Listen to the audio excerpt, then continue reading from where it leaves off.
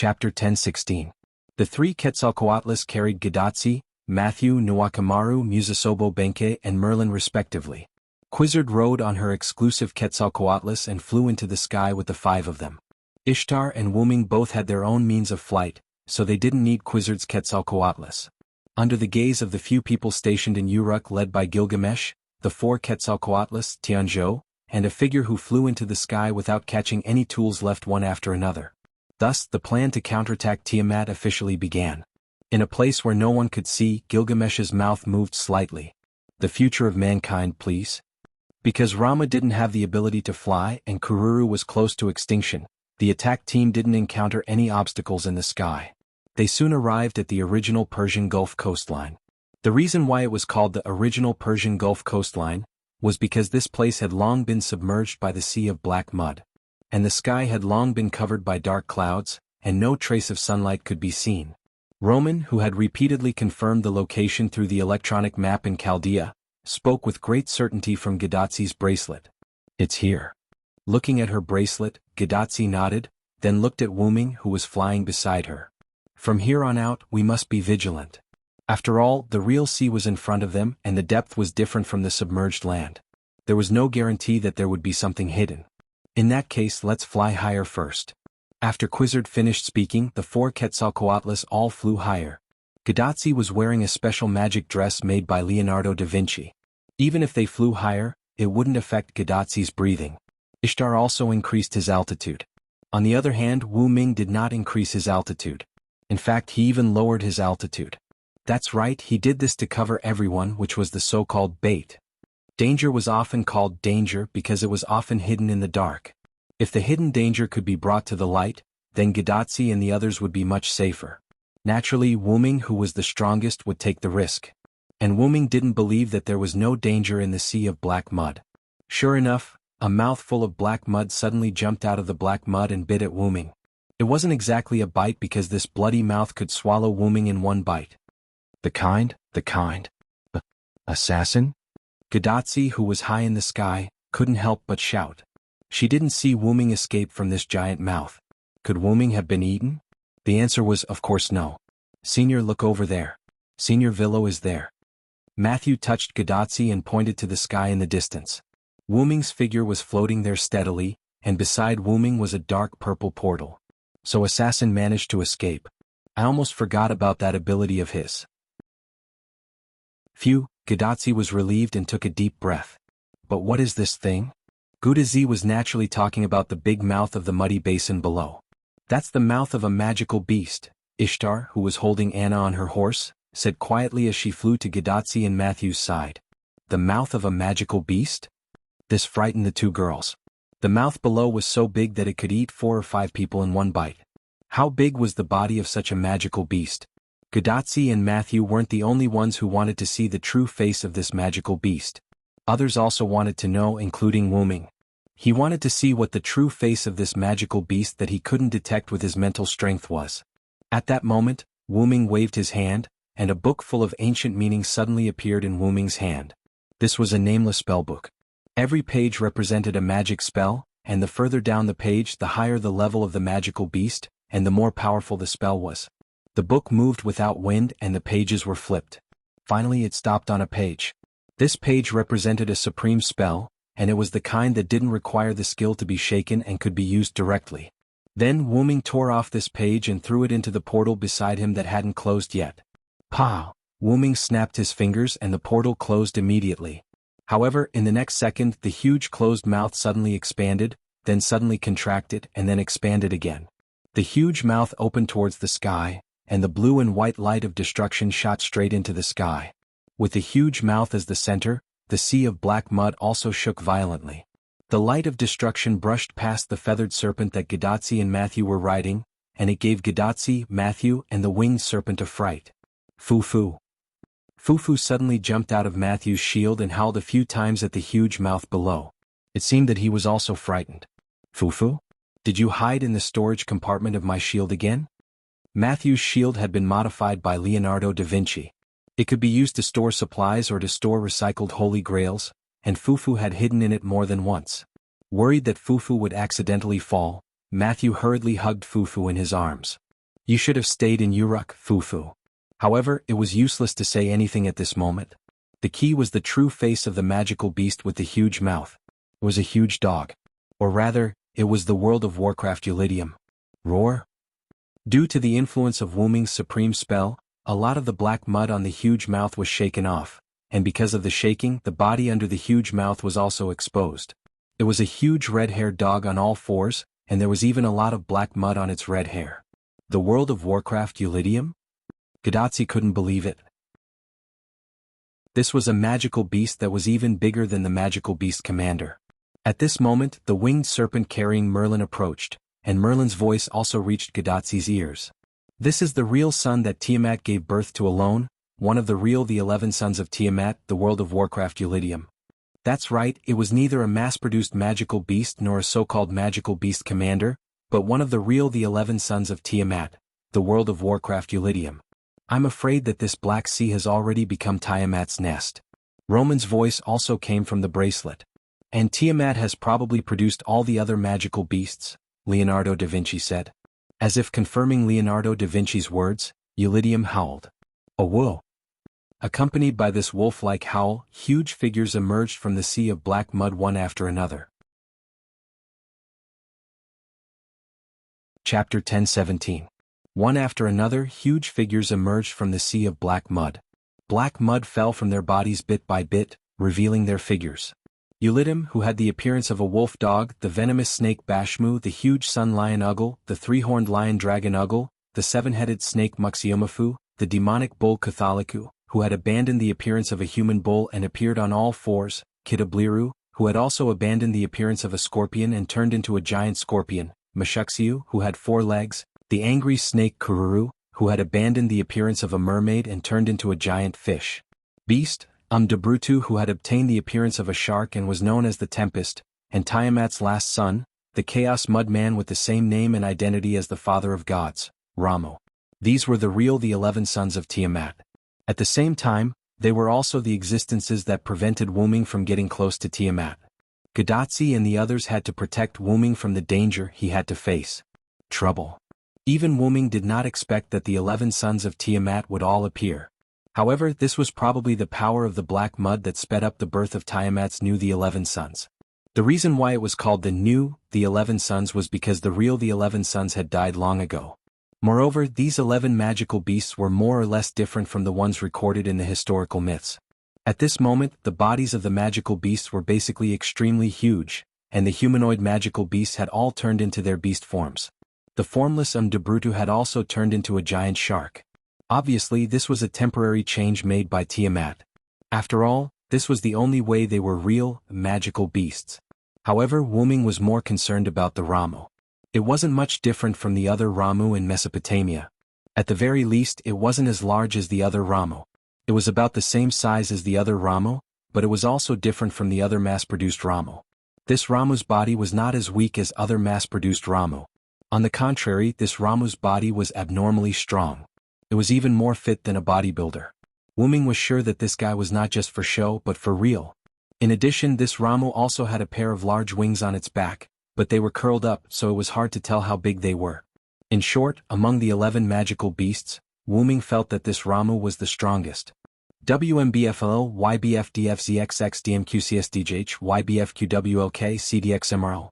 The Ramu said something to the other magical beasts, and the 11 magical beasts immediately divided into 2 groups. 5 magical beasts advanced towards the Uruk. Wu Ming, who could understand the Ramu's words, understood the other party's meaning. They wanted to split into 2 groups. One group would go to the Uruk to completely destroy the humans, and the other group would stay to deal with them. It seemed that these 11 magical beasts had not been lurking for a long time. They were probably just born not long ago. Otherwise, they wouldn't have waited until Wu Ming and the others attacked the Uruk before going to the Uruk. After all, if 11 of them attacked the Uruk together, the Uruk's light film would most likely not be able to stop them. Fortunately, Wu Ming had the foresight to let Enkidu, Fanbaba, and the others stay in the Uruk. Although it was not foolproof, it was enough. These 11 magical beasts were extremely powerful. Wu Ming even had the idea that if they fought alone, Quizzard and Ishtar might not necessarily be the opponents of these magical beasts. However, their goal was not to kill these 11 magical beasts. As long as they delayed these magical beasts and let Wu-Ming deal with Tiamat during this time, everything would be over. However, these magical beasts seemed to be quite smart. After the 5 magical beasts left for the Uruk, the remaining 6 magical beasts all rushed towards Wu-Ming. Only Wu-Ming had the ability to threaten Tiamat, which the magical beasts knew very well. However, Wu-Ming appeared next to Gidatsi with a teleportation portal, causing the 6 magical beasts to miss their target. Assassin, what should we do now? Gidatsi was a little anxious at this moment. However, there was no other way because Roman had been relaying information about the enemy. Each of these 11 magical beasts has magical power comparable to or even surpassing the Holy Grail. Their strength has even reached the level of the King of Gods. Even Quizzard, the Quetzalcoatl, has a very low chance of winning against one of them. If the goddess Ishtar faces one of them, she is likely to be killed. It's really over this time? Roman's anxious and panicked voice kept coming out of Gidatsi's bracelet. Are these magical beasts so powerful? Matthew was also shocked. After all, she was still immature. She could only sense that these magical beasts were very dangerous, but she did not know how dangerous they were. Don't forget that even Ishtar's father is Tiamat's grandson. These magical beasts are Tiamat's sons. It's understandable that they have the power of the King of Gods. Wu-Ming's words were not unreasonable. If Tiamat's magical beasts were weak, then they were not qualified to fight against the heavenly gods. After all, they would be killed directly by the heavenly gods. Being able to fight against the heavenly gods meant that the 11 sons of Tiamat were very powerful. It could only be said that the previous magical beast commanders were the weaker versions of these 11 magical beasts, and the mass-produced magical beasts were the extremely weak versions of these 11 magical beasts. These 11 magical beasts were the 11 sons of Tiamat. No, it should be strengthened by the black mud. Otherwise, Tiamat would not have given birth to these the 11 sons so quickly, and these the 11 sons would not have such powerful strength. It could be said that if these 11 magical beasts replaced the original the 11 sons, the scales of victory might have tilted towards Tiamat's side. Therefore, these magical beasts must have been strengthened by the black mud. Assassin, go directly to Tiamat. We'll hold these magical beasts back. Gidatsi made a prompt decision and issued an order. However, as a master, Gidatsi was still too inexperienced. However, Wu-Ming shook his head. It's impossible for you to beat these guys. You won't even be able to drag it out for long.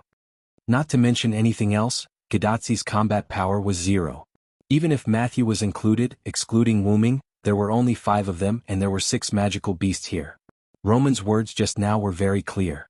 Quizzard's chances of winning were very low, and Ishtar might even be killed directly. There was one more thing that Roman didn't mention.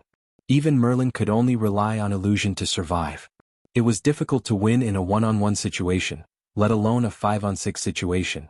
What's more, there was another extremely frustrating thing. 5 against 6 was just a hypothesis because Matthew, Nuwakamaru, and Musasobo Benkei were useless at this moment. Therefore, the real situation was actually 2 against 6. Chapter 10:18.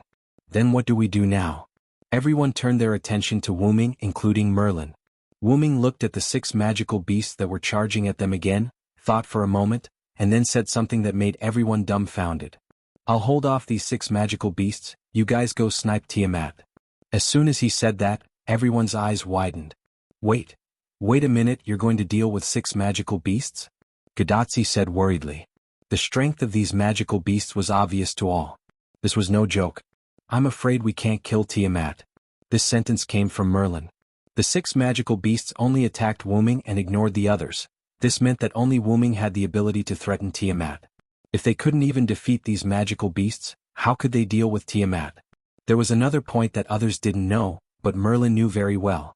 First, Hassan couldn't even get close to Tiamat now, let alone them. Without the strength, they probably couldn't even get close. How could they fight? However, Wu-Ming's words changed. That's why I asked you guys to snipe. That's right, Wu-Ming didn't think that they could get close to Tiamat, but they didn't need to, they could just snipe from afar. Immediately, everyone turned their attention to Ishtar. Ishtar was stunned at first, then held her head and looked like she was about to break down.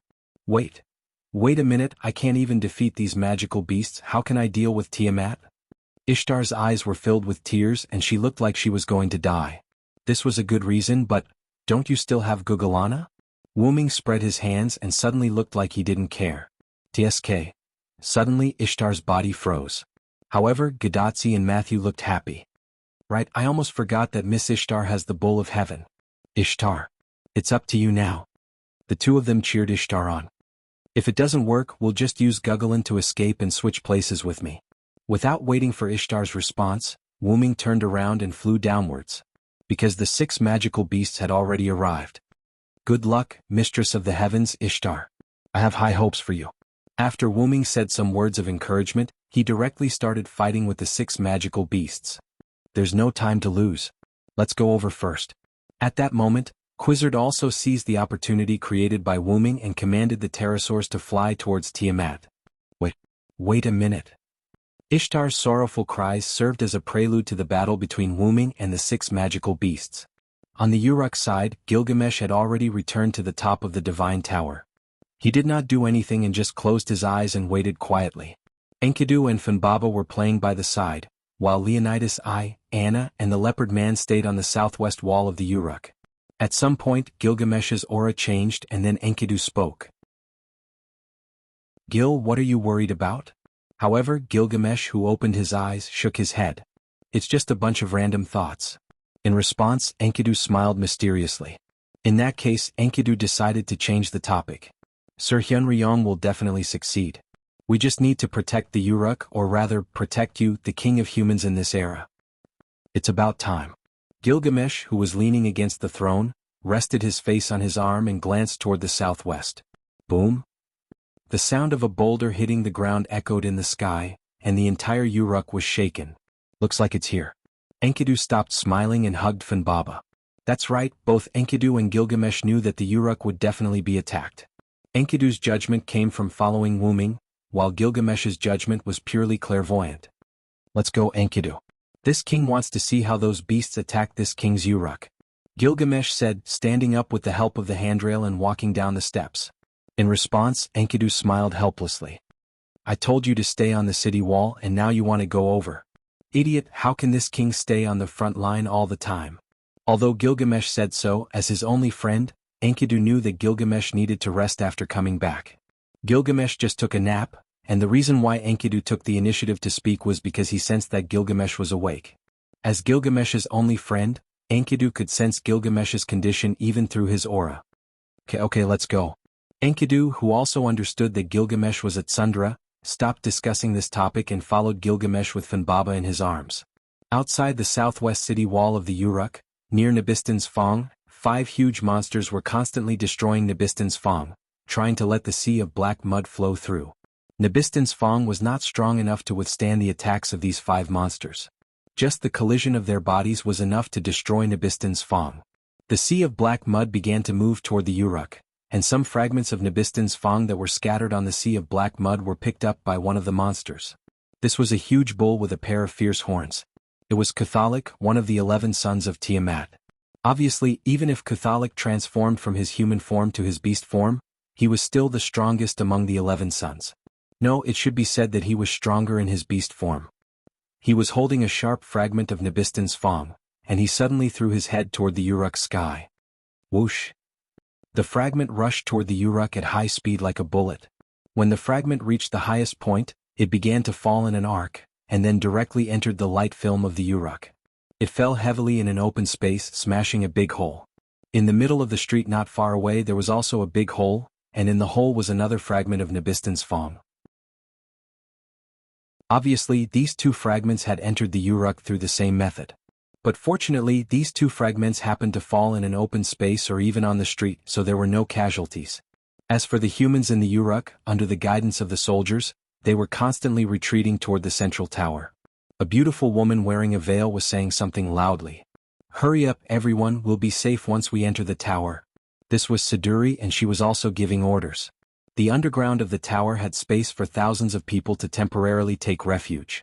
Although it was a little difficult to let everyone in the Uruk take refuge in it, the other rooms on the ground of the tower could also be used for refuge. As the central building of the Uruk, the tower was naturally strong. As long as they didn't hide on a floor that was too high, even if the fragment of Nabistan's Fong fell, it wouldn't cause any harm to the people hiding in it. At the thought that the people would soon be safe, Siduri couldn't help but breathe a sigh of relief. However, at this moment, a sound of something breaking through the air came from above Siduri's head. Siduri couldn't help but look up. It was another fragment of Nabistin's Fang. And the landing site was where she was. Chapter 10:19. However, before the fragment landed, a purple figure leaped towards the fragment. With a flash of a blade, the fragment turned into fragments and fell to the ground. Are you all right? Anna's figure landed in front of Siduri. Her scythe indicated that it was Anna who saved Siduri. I'm fine, Miss Anna. Thank you so much. Siduri bowed to Anna to express her gratitude. Let's leave quickly. The Uruk is in danger now. Anna blushed and turned her head away. She couldn't help but put on her hood. Yes, Miss Anna should be careful too. However, Siduri didn't retreat in the direction of the tower. Instead, she ran towards the crowd. She needed to guide the crowd. This was not only her duty as a witch chief, but also her duty as a human to help her fellow humans. Seeing that Siduri was covering some of the frightened crowd while leaving, Anna took off her hood. That's why I hate humans the most. However, Anna's heart was the complete opposite of what she said. However, she didn't have time to sigh. A few more fragments fell from the sky. Anna jumped up again and prepared to use her undying slaughter blade, Kipar, to cut these fragments into pieces one by one. However, these were still fragments of Nabistin's Fang. It was difficult for Anna to cut them into pieces. However, if she didn't cut them into pieces, the fragments would destroy the surroundings and affect the people who hadn't retreated in time. Not good. Finally, something unexpected happened. A smaller fragment followed behind a larger one. Anna didn't notice it because she wasn't paying attention. Anna, who thought that she had cut the last fragment of Nabistin's Fang, was gradually falling to the ground. At this moment, a tiger's roar echoed through the sky. Roar. Kacha, bang. Finally, the last piece of debris was completely shattered. Along with Anna, a yellow leopard fell to the ground. Although she made a tiger's roar, as expected, we still have to rely on the warriors of the forest. The great leopard man. Roar. Anna looked at the leopard man in disdain. She didn't say anything. After all, it was a fact that he helped her. Anna turned to look at the sky. It was definitely not a coincidence that the two fragments had overlapped. Anna was very sure of this. Then there was only one explanation. The enemy's intelligence isn't lower than humans. As expected of Tiamat's magical beast, Gilgamesh said as he walked over with Enkidu, who was holding Funbaba. He and Enki both saw what happened just now, and he also saw that it was the doing of those 5 magic beasts. Because it's a pure physical attack, the light barrier didn't have any effect. It seems like the opponent is very clear about the defensive means of the light barrier. Gilgamesh couldn't help but frown. It wasn't scary that the enemy was strong. What was scary was that the enemy was strong and smart. At this moment, the 5 magical beasts outside were such enemies. The magical beasts this time are fundamentally different from the previous ones. Let's go. Follow this king to the city wall to take a look. As for the fragments falling from the sky, Gilgamesh had already activated a few divine power seals, Dinger, which were enough to destroy the fragments of Nabistin's Fang. Although the civilians and soldiers had entered the holy tower to take refuge, Gilgamesh could easily activate a few divine power seals, Dinger, by himself. He didn't need any soldiers. Plus, now that all the humans were gathered in the holy tower, even if 1 or 2 fragments fell, it wouldn't be a big deal. The only thing left was to take care of the 5 magical beasts that kept throwing fragments of Nabistin's Fang at the Uruk. Because the journey wasn't far, Gilgamesh and the others soon arrived at the city wall. The magical beasts probably realized that throwing fragments of Nabistin's Fang was no longer effective. Plus, they had basically used up all the fragments of Nabistin's Fang. Hence, the magical beasts completely gave up on the idea. However, more importantly, because of the damage to Nabistin's Fang, the sea of black mud had arrived in front of the Uruk. Although the light membrane protecting the Uruk was Wuming's noble artifact, the sea of black mud was created by Tiamat's authority. Even Gilgamesh doubted that the light membrane enveloping the Uruk could stop the sea of black mud. However, Gilgamesh believed that even if it couldn't stop it, it could still stop it for a while. As long as Wuming killed Tiamat in a while, everything would be fine. Sure enough, when the sea of black mud came into contact with the light membrane, the two seemed to have a chemical reaction. The light membrane sizzled and flashed like an alarm. Although the sea of black mud didn't enter the Uruk, it seemed that the light membrane wouldn't last long. However, at this moment, Gilgamesh and Enkidu suddenly sensed something and looked at somewhere in the sky in disbelief. There, a petite figure with a strong divinity suddenly appeared. Earth wave. Accompanied by a delicate but firm voice, the ground around the Uruk suddenly changed. The soil outside the Uruk became active like an ocean. It directly cut off the sea of black mud from the ground and formed a trapezoidal dam, blocking the sea of black mud outside. The sea of black mud that was cut off between the Uruk and the dam was transported by the soil and thrown back. This divinity. Gilgamesh showed an interesting expression. It's Lord Hyunryong's, Enkidu said. However, compared to Gilgamesh, Enkidu was more familiar with the person who used this power. The petite figure in the sky was Wuming's younger sister, Shitsuki Meiyu. On Wuming's side, Wuming, who didn't know about Meiyu's arrival, was contending with the 6 magic beasts while covering for Gadatsi and the others as they left.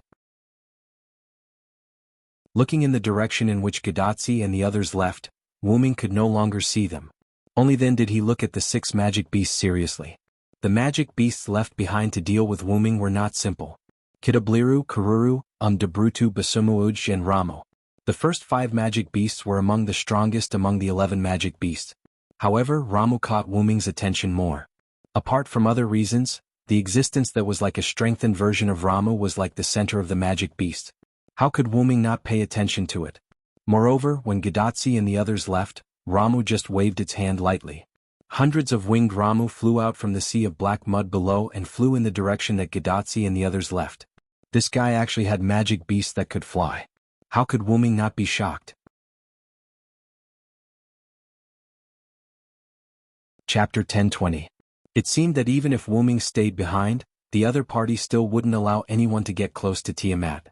But fortunately, it was only some winged Ramu that dealt with Gadatsi and the others, and not the 11 magical beasts. Although those mass-produced Ramu weren't weak, they were still too weak compared to the 11 magical beasts, so Wuming believed that Gadatsi and the others would be fine. There were 2 reasons why Wuming let Gadatsi and the others deal with Tiamat. First of all, Gadatsi and the others definitely wouldn't be able to kill Tiamat. And Wuming instructed Ishtar to attack from a distance only to give Gadatsi and the others a way out. After all, it would be easier for them to escape by pulling the distance. And why did Wuming let Gadatsi and the others go even though he knew that they couldn't kill Tiamat? The second reason was that Wuming wanted to take advantage of this time to kill these 6 magical beasts. So no matter what, Wuming had to speed up during the time when Gadatsi and the others were away and try to kill these 6 magical beasts as quickly as possible. After all, it was impossible for them to defeat the magical beasts, and even the survival of Gadatsi and the others was a problem. So these 6 magical beasts must all be eliminated by Wuming. Even if they couldn't kill all of them, they had to leave a number that Gadatsi and the others could deal with before turning to deal with Tiamat. And next, Wuming had to use the power of God to deal with this group of children of the Creator. And the first to bear the brunt was Ramo. Fear the one with wings. Evil people and powerful people, all fear me with wings. My wings will bring you curses. Evil people can't hit me. As the words were chanted, Wuming's figure suddenly disappeared. However, in the next second, Wuming's figure appeared in front of Ramu, who was standing among the other magical beasts. And Wuming had already stretched out his right hand and grabbed Ramu's head. The speed brought by the Phoenix incarnation wasn't something that magical beasts could react to. After all, the Phoenix incarnation was related to time, so how could it let the other party react? In an instant, Wuming came into contact with seraphic speed and chanted another word. I am the strongest and I hold all the victory in my hands. No matter if it's a human or a demon, I will defeat any enemy who is in my way. Puchi! Like crushing a watermelon, Lachmu's head, which Wuming was grabbing, was crushed by Wuming's arm, which was filled with the power of a giant. Purple blood splattered everywhere, but not a single drop landed on Wuming's body. Wuming had already set up a telekinesis wall in front of him. Roar! Roar! Roar roar roar! Roar roar! Ramu's sudden death scared the other magical beasts. In their senses, Wuming disappeared in an instant, Ramu's head exploded, and Wuming appeared among the 5 magical beasts. Giant with unparalleled divine power, please help me. With the words, a giant golden arm attached to Wuming's left hand. Then Wuming suddenly turned around and waved the giant golden arm around, and the 5 magical beasts were suddenly thrown out. Looking at the 5 magical beasts standing on the sea of black mud and surrounding Wuming, Wuming turned off the giant incarnation, and the golden arm on his left hand disappeared. Thou hast violated the contract and brought evil to the world.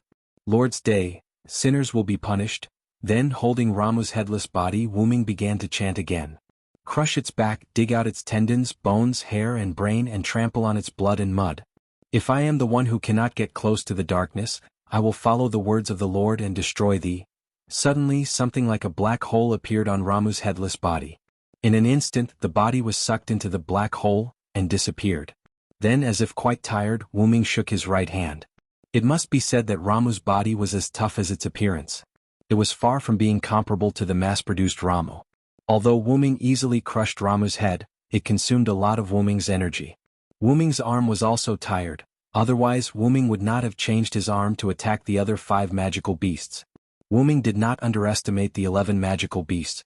On the contrary, they were very important. After all, they came out of the sea of black mud. Using the phoenix incarnation that had never been used in front of magical beasts to get close to Ramu and catch it by surprise. Then using the giant incarnation, coupled with a trace of the power of the source of the black mud, he successfully crushed Ramu's head. Finally, he used the annihilation incarnation to destroy Ramu's headless body. After all, a magical beast's vitality was very strong. However, Wu-Ming could not guarantee that Ramu did not have any special abilities. Wu-Ming was afraid that the headless Ramu could come back to life. These were enough to see Wu-Ming's importance to Ramu, and Ramu died without playing any role. No, thinking about it carefully, it was still useful. The other 5 magical beasts knew about Wu-Ming's methods. If Wu-Ming wanted to use this method to kill other magical beasts, it would most likely not work. However, even so, it was worth it to kill Ramu, who gave Wu-Ming a sense of importance. Rubbing his right wrist, Wu-Ming looked at Baxiomu. Baxiomu was his next target. After all, Wu-Ming had 12 incarnations. When Wu-Ming killed a magical beast, Gadatzi's side did not have any accidents as Wu-Ming expected. Although the mass-produced Ramu was powerful, and the mass-produced Ramu with wings was even more powerful, they were still not as good as the 11 magical beasts. Probably because Quizzard and Ishtar couldn't beat the 11 magical beasts, the 2 of them worked extra hard to deal with these mass-produced Ramu. Or it could be said that they were venting, die die die die. Ishtar frantically attacked the mass-produced Ramu with anima. With a face full of resentment, she kept muttering this sentence. Although she couldn't hit Ramu every time, as long as she hit Ramu, the opponent would be killed. This was enough to prove that Ishtar put a lot of magic into each attack. And Quizzard used the mass-produced Ramu as a stepping stone, constantly moving between the Ramu. And every time Quizzard moved, a Ramu would fall. These Ramu were directly killed by Quizzard's fatal wrestling skills. 2 goddesses, so scary. Gadatzi and Matthew looked at Ishtar and Quizzard with some fear and gulped. Nuwakamaru and Musasobo Benkei quietly stayed on the pterosaur's back. Because the 2 goddesses were venting, although they didn't have a chance to attack, they had some free time. Almost all the enemies have been wiped out. Merlin laughed. Sure enough, after Merlin finished speaking, Gadatzi found that there was only 1 Ramu left. And it seemed to be dumbfounded, flying there motionlessly. But it didn't matter. Anyway, this Ramu had to face the 2 goddesses venting. When it finally reacted, it couldn't help but shudder. Then a golden light flashed and it fell into darkness. Chapter 10:21. The last Ramu died after being attacked by the 2 goddesses. Ishtar, who couldn't find a target, stopped shooting, and Quizzard, who also couldn't find a target, returned to the back of her pterosaur. At this moment, everyone flew side by side. I'm in a good mood, that's right, the 2 goddesses smiled like goddesses. Gadatzi and Matthew couldn't connect the 2 goddesses at this moment with the previous 2. Gadatzi simply changed the topic. I don't know how Assassin is doing. While talking, Gadatzi showed a trace of worry. After all, the 6 magical beasts were difficult to deal with for Ishtar and Quizzard, so it was natural for Gadatzi to be worried. Senpai, I believe that Senpai Villa will be fine. After all, he has always been very reliable. Matthew clenched his small fist and nodded to Gadatzi. In this regard, Ishtar also agreed. Matthew is right. That guy won't do anything that he isn't sure of. Since he chose to deal with the 6 magical beasts, he must have his reasons. Since Ishtar said so, I think Hyunryong will be fine. But I didn't expect you to have so much confidence in Hyunryong. Then Quizzard also interjected, but her tone was quite mocking. I don't have confidence in him. But if Hyunryong can be defeated so easily, I won't be unable to defeat him for so long in the past. Ishtar crossed her arms and looked proud. Everyone, now is not the time to quarrel. Nuwakamaru said something, but her face was a little ugly. Similarly, Musasobo Benkei, who was still silent, also looked a little ugly. We probably have a problem. At this time, Merlin, who was on the back of the pterosaur next to Gidatsi, suddenly pointed to the front. His expression was a little ugly. There was no other reason than the place Merlin had pointed to. Gidatsi and others looked at the place where Merlin pointed. It was dark. The clouds in the sky gradually turned into dark clouds, and the sky gradually turned scarlet. Under the alternating black and red sky, the Indian Ocean connected to the Persian Gulf was dark. No, it wasn't the Indian Ocean, it was the black mud. The black mud connected the sky and the sea, not metaphorically but a real connection. In front of everyone, from the surface of the sea to the black clouds in the sky, it was as if a wall of black mud had formed. All they could see was black mud and nothing else.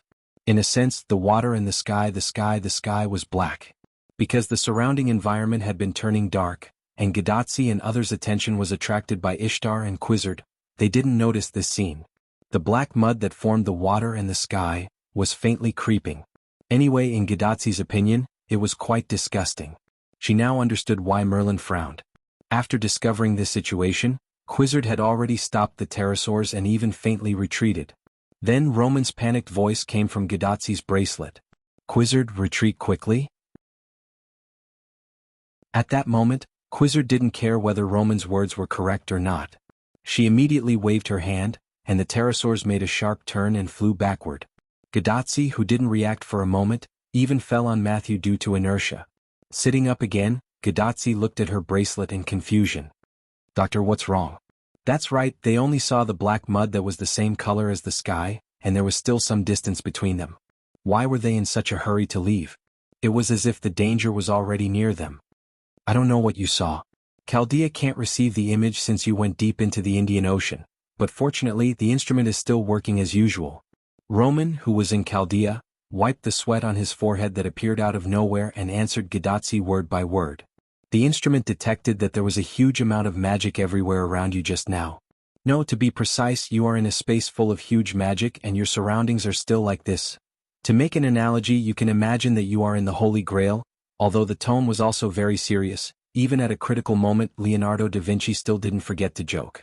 Roman and Leonardo da Vinci's words made everyone recover from the shock, and then they were shocked again. What they realized was that the magic that was being emitted was probably the black mud around them. And the shock was easier to understand. "Look carefully, the distance around us seems to be dark." Ishtar frowned. The pterosaur had been flying behind them, but they didn't seem to have moved at all. "If that's the case." Gidatsi's eyes widened. In the end, Quizzard said a guess that was likely to be the truth. "Maybe we have entered a special space like what Leonardo da Vinci said." They were shocked because they seemed to be trapped. On the coast of the Persian Gulf, Wu Ming, holding the holy sword, stood on a huge red-haired monster that looked like a wolf or a dog burning with holy flames. The reddish-yellow flames and the color of the monster reflected on Wu Ming, who was standing on top, and looked particularly sacred. After confirming that the body under him was cold, Wu Ming raised his hand and waved. The sword of salvation released a ray of light and shone on the body. In an instant, the flame transformed by the sun suddenly burned. He was going to use the flame to burn the body of the demonic beast.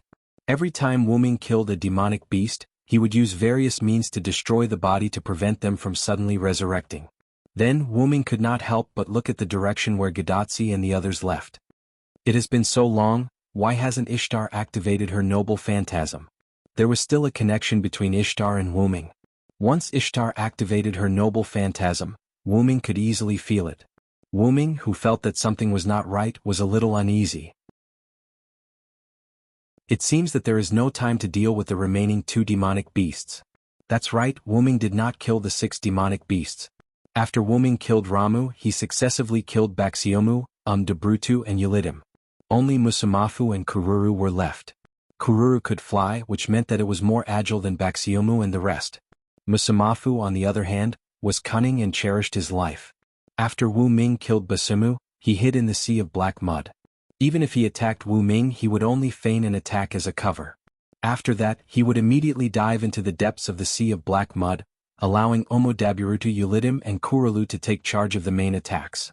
After killing Dabrutu, the remaining 2 demonic beasts, Kururu and Yulidim, panicked. The body under Wu Ming that was about to burn out was Yulidim's.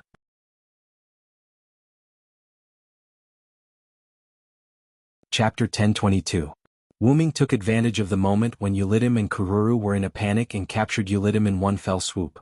After fighting for a while, he directly used the Sun Incarnation as his trump card to kill Yulidim. But unfortunately, Kururu also took the opportunity to sneak into the Sea of Black Mud, and Musamafu no longer appeared after Wuming killed him de Bluetooth. It was estimated that Musamafu had sneaked into a deeper place. At this moment, the Sea of Black Mud still had some influence on Wuming, so Wuming couldn't go deep into the Sea of Black Mud to find Musamafu and Kururu. In addition, Wuming noticed that something was wrong with Gidatsi, so he decided to let the two monsters go for the time being. He was going to see what happened to Gidatsi and Kururu first. However, at this moment something unexpected happened to Wuming. The black-purple portal that was under his control suddenly opened automatically beside him. This made Wuming shocked and puzzled. Wuming learned this move from the game system when he transmigrated to another world. In other words, the portal was a unique move.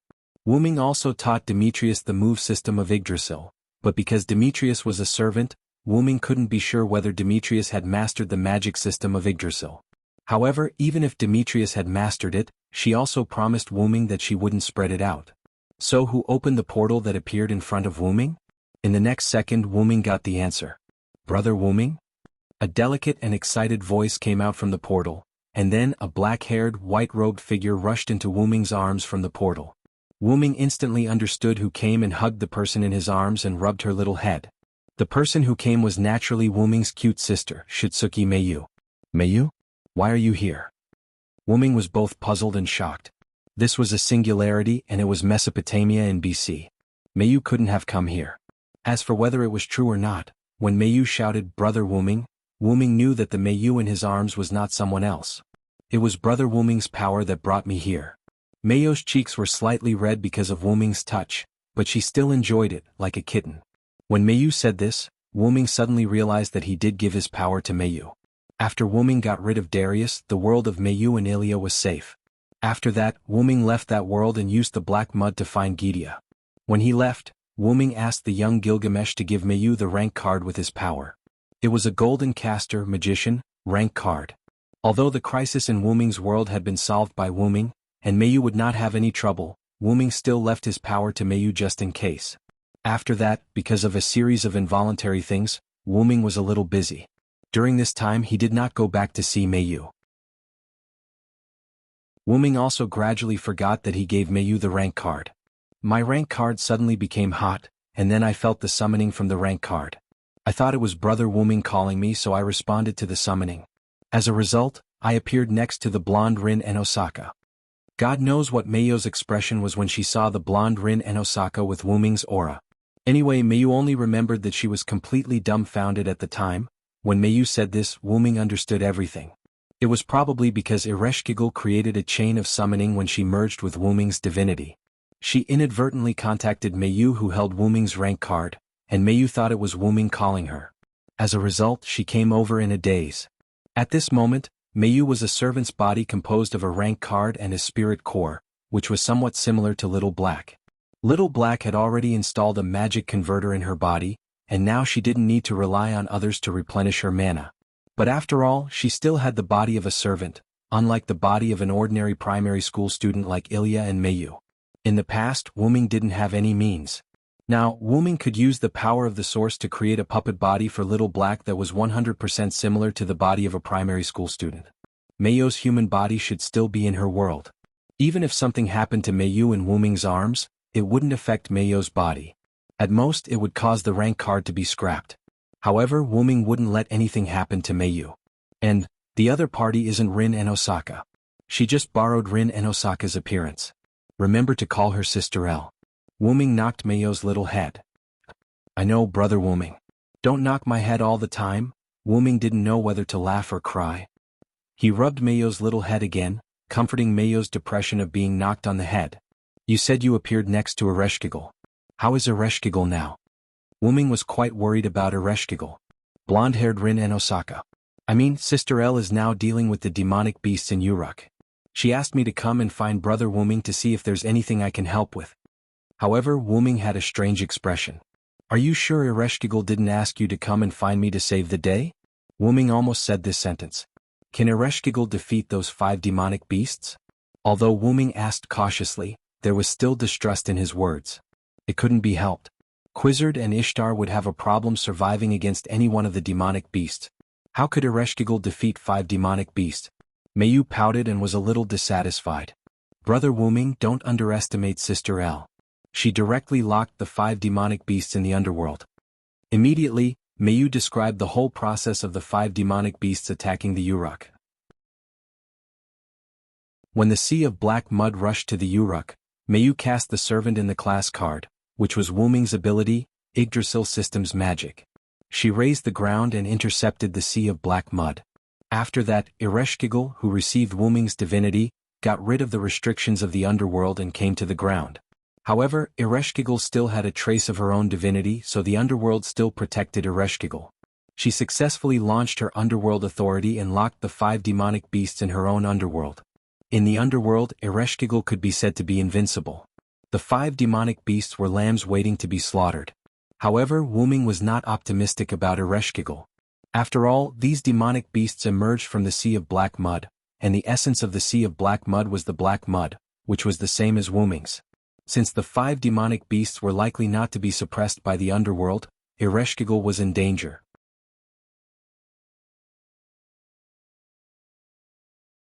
Chapter 1023. Wu Ming waved his hand, and a clay tablet unique to Uruk appeared in his hand. The clay tablet was covered with Lune runes, and these runes stored the words that Wu Ming wanted to say. Mayu, immediately bring this to Gilgamesh and then look for Ereshkigal. Those demonic beasts are not ordinary demonic beasts, and I'm worried that she might have an accident. After Wu Ming finished speaking, he handed the clay tablet to Mayu. I understand, Brother Wu Ming. Mayu nodded with a serious expression. Mayu, who had Wu Ming's class card, was equivalent to Wu Ming in the state of caster, magician. Her magic power was almost infinite, and she had mastered Lune magic and Yggdrasil magic. She also had a huge amount of divinity and a dragon's breath, and some of Wu Ming's noble artifacts. Not to mention fighting against enemies, she had no problem protecting herself. In addition, Mayu was a serious and strict child, so Wu Ming was very relieved to let Mayu handle this matter. What is Brother Wu Ming going to do? Mayu asked abruptly, and she seemed a little nervous. Knowing that Mayu was worried about his Wu Ming could not help but smile, and then he put his hand on Mayu's head. Don't worry, I'm just going to solve a small problem. After this matter is over, don't be in a hurry to go back. Stay in Uruk and I'll make omelet rice for you alone.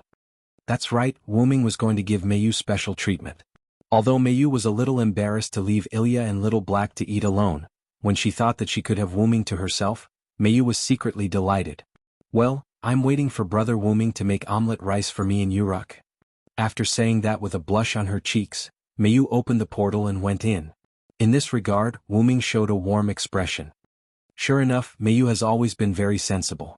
It was not the matter of making omelet rice for Mayu. Wu Ming's sensible was that Mayu did not ask much. Anyone could tell that the situation was not good just by looking around. Although it was not a certain death, the dark doomsday scene of the sky and sea was still very unsettling. However, Mayu did not ask anything. She did not ask what was going on here, nor did she ask why Wu Ming said anything. She only listened to her brother's words, listened to Wu Ming's words, and did what Wu Ming told her to do.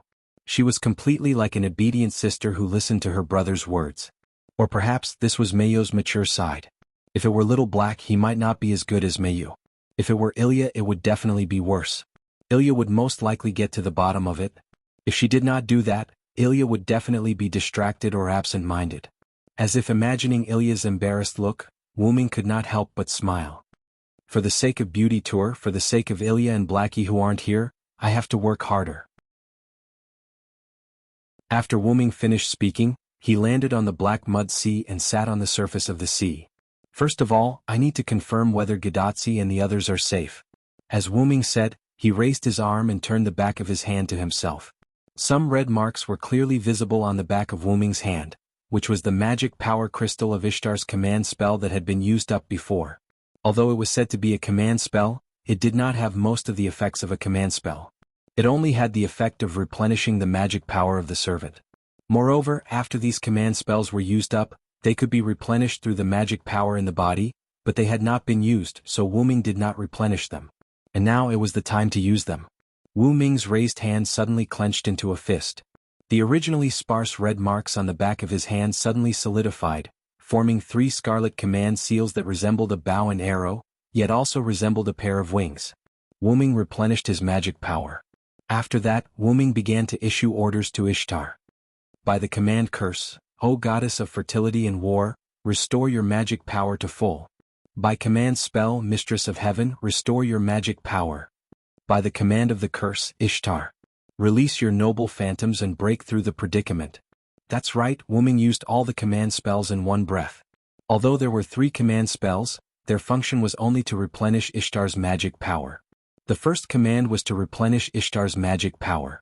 The second command was to make Ishtar's body overflow with magic power. The third command was to make Ishtar's magic power so much that it was completely out of control, to the extent that it would cause a big explosion if left alone.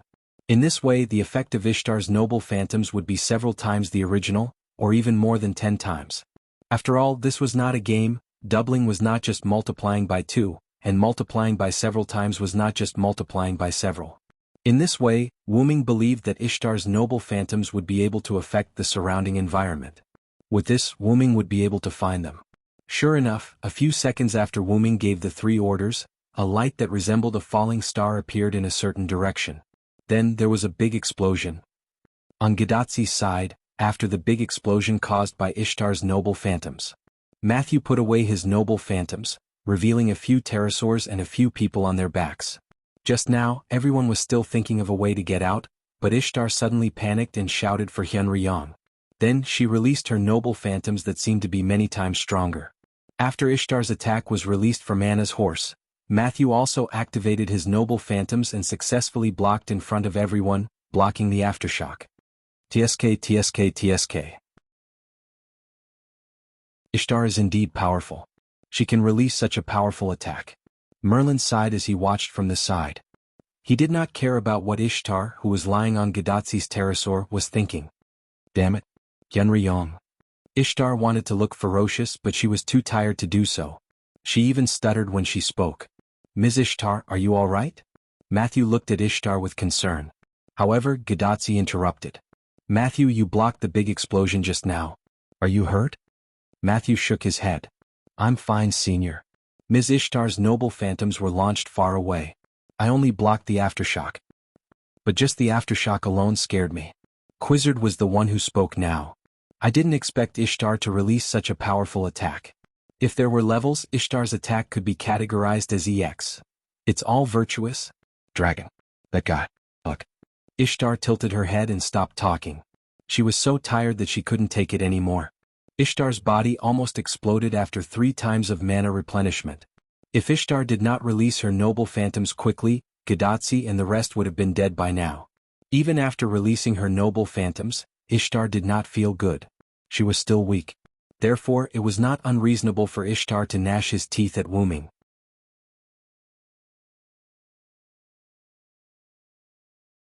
Chapter 1024. His Excellency Hyunryong must be looking for us, Musasobo Benkei said. It could only be said that Wu Ming was worthy of the existence of the new army.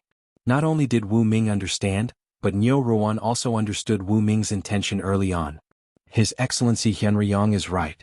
If not, we wouldn't have found the exit. Following Nuwakamaru's gaze, a gap appeared in front of them. Unlike the other places, light shone through the gap. They were indeed trapped, but Ishtar's noble phantasm forcefully blasted a hole in the black mud. Not only did Wu Ming get them out of danger, but he could also tell Wu Ming where they were. It was killing 2 birds with 1 stone. Even Ishtar could only keep her dissatisfaction to herself.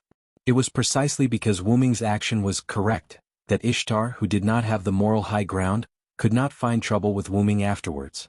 Although she was the mistress of the sky, Ishtar, who had suffered a lot in the hands of Wu Ming, understood one thing. If she were to find trouble with Wu Ming, she could still save some face. However, if she were to find trouble with Wu Ming, she would definitely be tricked by Wu Ming, just like when she was in the underworld. Let's hurry up and leave, Gidatsi suggested. If there were any accidents later, they would be in trouble. However, that was how trouble would come about. Suddenly the entire space began to shake. Whether it was the sky, the sea, or even the walls that connected the sky and the sea, everything shook and a black substance began to fall. The sharp-eyed Quizzer was able to immediately tell that the black substance was black mud.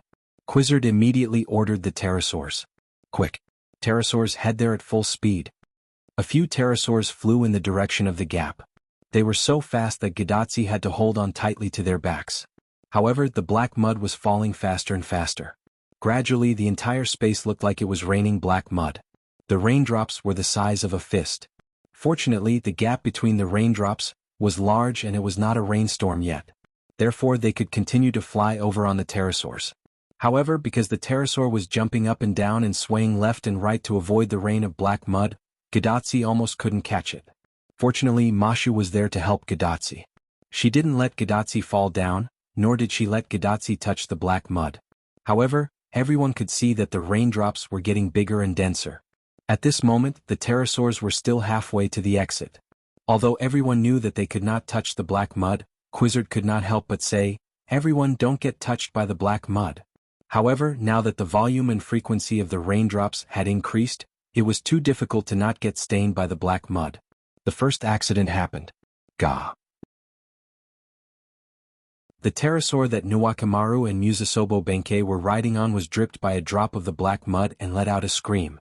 Then, the entire pterosaur flew around uncontrollably and even collided with several drops of rain. "Lady Nuwakamaru? Don't worry about me, Michin." Nuwakamaru and Musasobo Benkei's panicked voices came from the pterosaur. "Lady Nuwakamaru? Mr. Michin?" Matthew shouted nervously. Whoosh! Suddenly, countless petals flew to Nuwakamaru and Musasobo Benkei's pterosaur. It was as if the pterosaur was frozen in place and became quiet. The rain that fell from the sky seemed to have encountered some resistance and was blocked by the petals. In the next second, Merlin flew over on the pterosaur while Musasobo Benkei and Nuwakamaru took the opportunity to jump onto Merlin's pterosaur. Piedra del Sol. The Quetzalcoatl god had released the real phantasm of the Piedra Almanac that was originally in the Temple of Eridu. Although Eric Metropolis was drowned by the sea of black mud, the Piedra god had summoned the Piedra Almanac to her side before Eric Metropolis was drowned. As for the size, it was Quizzard's phantasm and could be changed at will. Flames and lava emerged from a fiery red stone in Quizzard's hand and formed a semicircular protective shield. Quizzard raised it above her head. "Everyone come to my side." The protective shield of flames and lava blocked the rain above Quizzard's head and was wide enough to protect the others. The pterosaur that Gadotsi and the others were riding on immediately flew over. Everyone immediately flew toward the gap without stopping. After all, it was better to leave as soon as possible. The pterosaur that was stained by the rain fell into the darkness below as if it had died. After they were safe, Musasobo Benkei took the lead to ask about Nuwakamaru's safety. "Lady Nuwakamaru, are you okay?" Nuwakamaru half knelt on the pterosaur's back and shook his head to show that he was fine. "Di-Ching, no, Ocean Lord, it's all thanks to you this time." Nuwakamaru knew that she was almost stained by the black mud. Although it was just a little bit of black mud, who knew how the black mud eroded? Was it instant assimilation? Or did it need time? No one knew and no one would try. "What are you talking about, Nuwakamaru? As long as you're okay." Musasobo Benkei, who was half kneeling on the pterosaur's back, lowered his head silently as if he was dead. This gave Nuwakamaru a shock. Similarly, Gadotsi and Matthew, who were on the pterosaur's back, were also shocked. "Mr. Di-Ching? Di-Ching?" Quizzard, who was using her noble artifact, and Ishtar, who was exhausted, did not have time to care. However, Merlin, who was riding on the same pterosaur as Musasobo Benkei and Nuwakamaru, seemed to have noticed something and squinted his eyes. However, Musasobo Benkei lowered his head and spoke. "Lady Nuwakamaru, I have something to ask of you." Hearing Musasobo Benkei's voice, Nuwakamaru was relieved. "What's the matter?" As long as he was not dead, everything was fine. "Can I ask you to die?" After Musasobo Benkei finished speaking, he instantly got up and slashed at Nuwakamaru with his Bicento. "What?" Gadotsi and Matthew widened their eyes when they saw this scene. They could not react at all. Not only them but even Nuwakamaru could not react. After all, Nuwakamaru did not expect Musasobo Benkei to assassinate him. This was not a dereliction of duty as a general on the battlefield. Instead, it was natural for him to lower his guard around someone close to him. However, the attack was still blocked. Clank. The holy sword that looked like an authentic item blocked the sharp she blade, making a piercing sound. The one who blocked the attack was naturally Merlin, who was next to Nuwakamaru. He had just noticed that something was wrong with Musasobo Benkei. Sure enough, you have been assimilated by the black mud.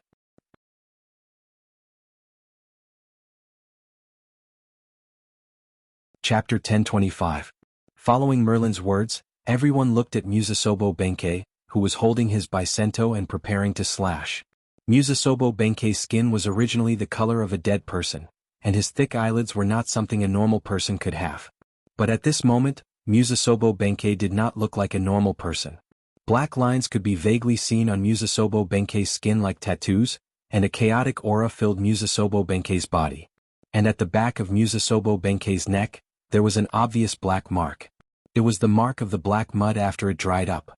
There was no doubt that he had been stained by the black mud when the pterosaur lost control. I didn't expect the black mud to be able to assimilate instantly.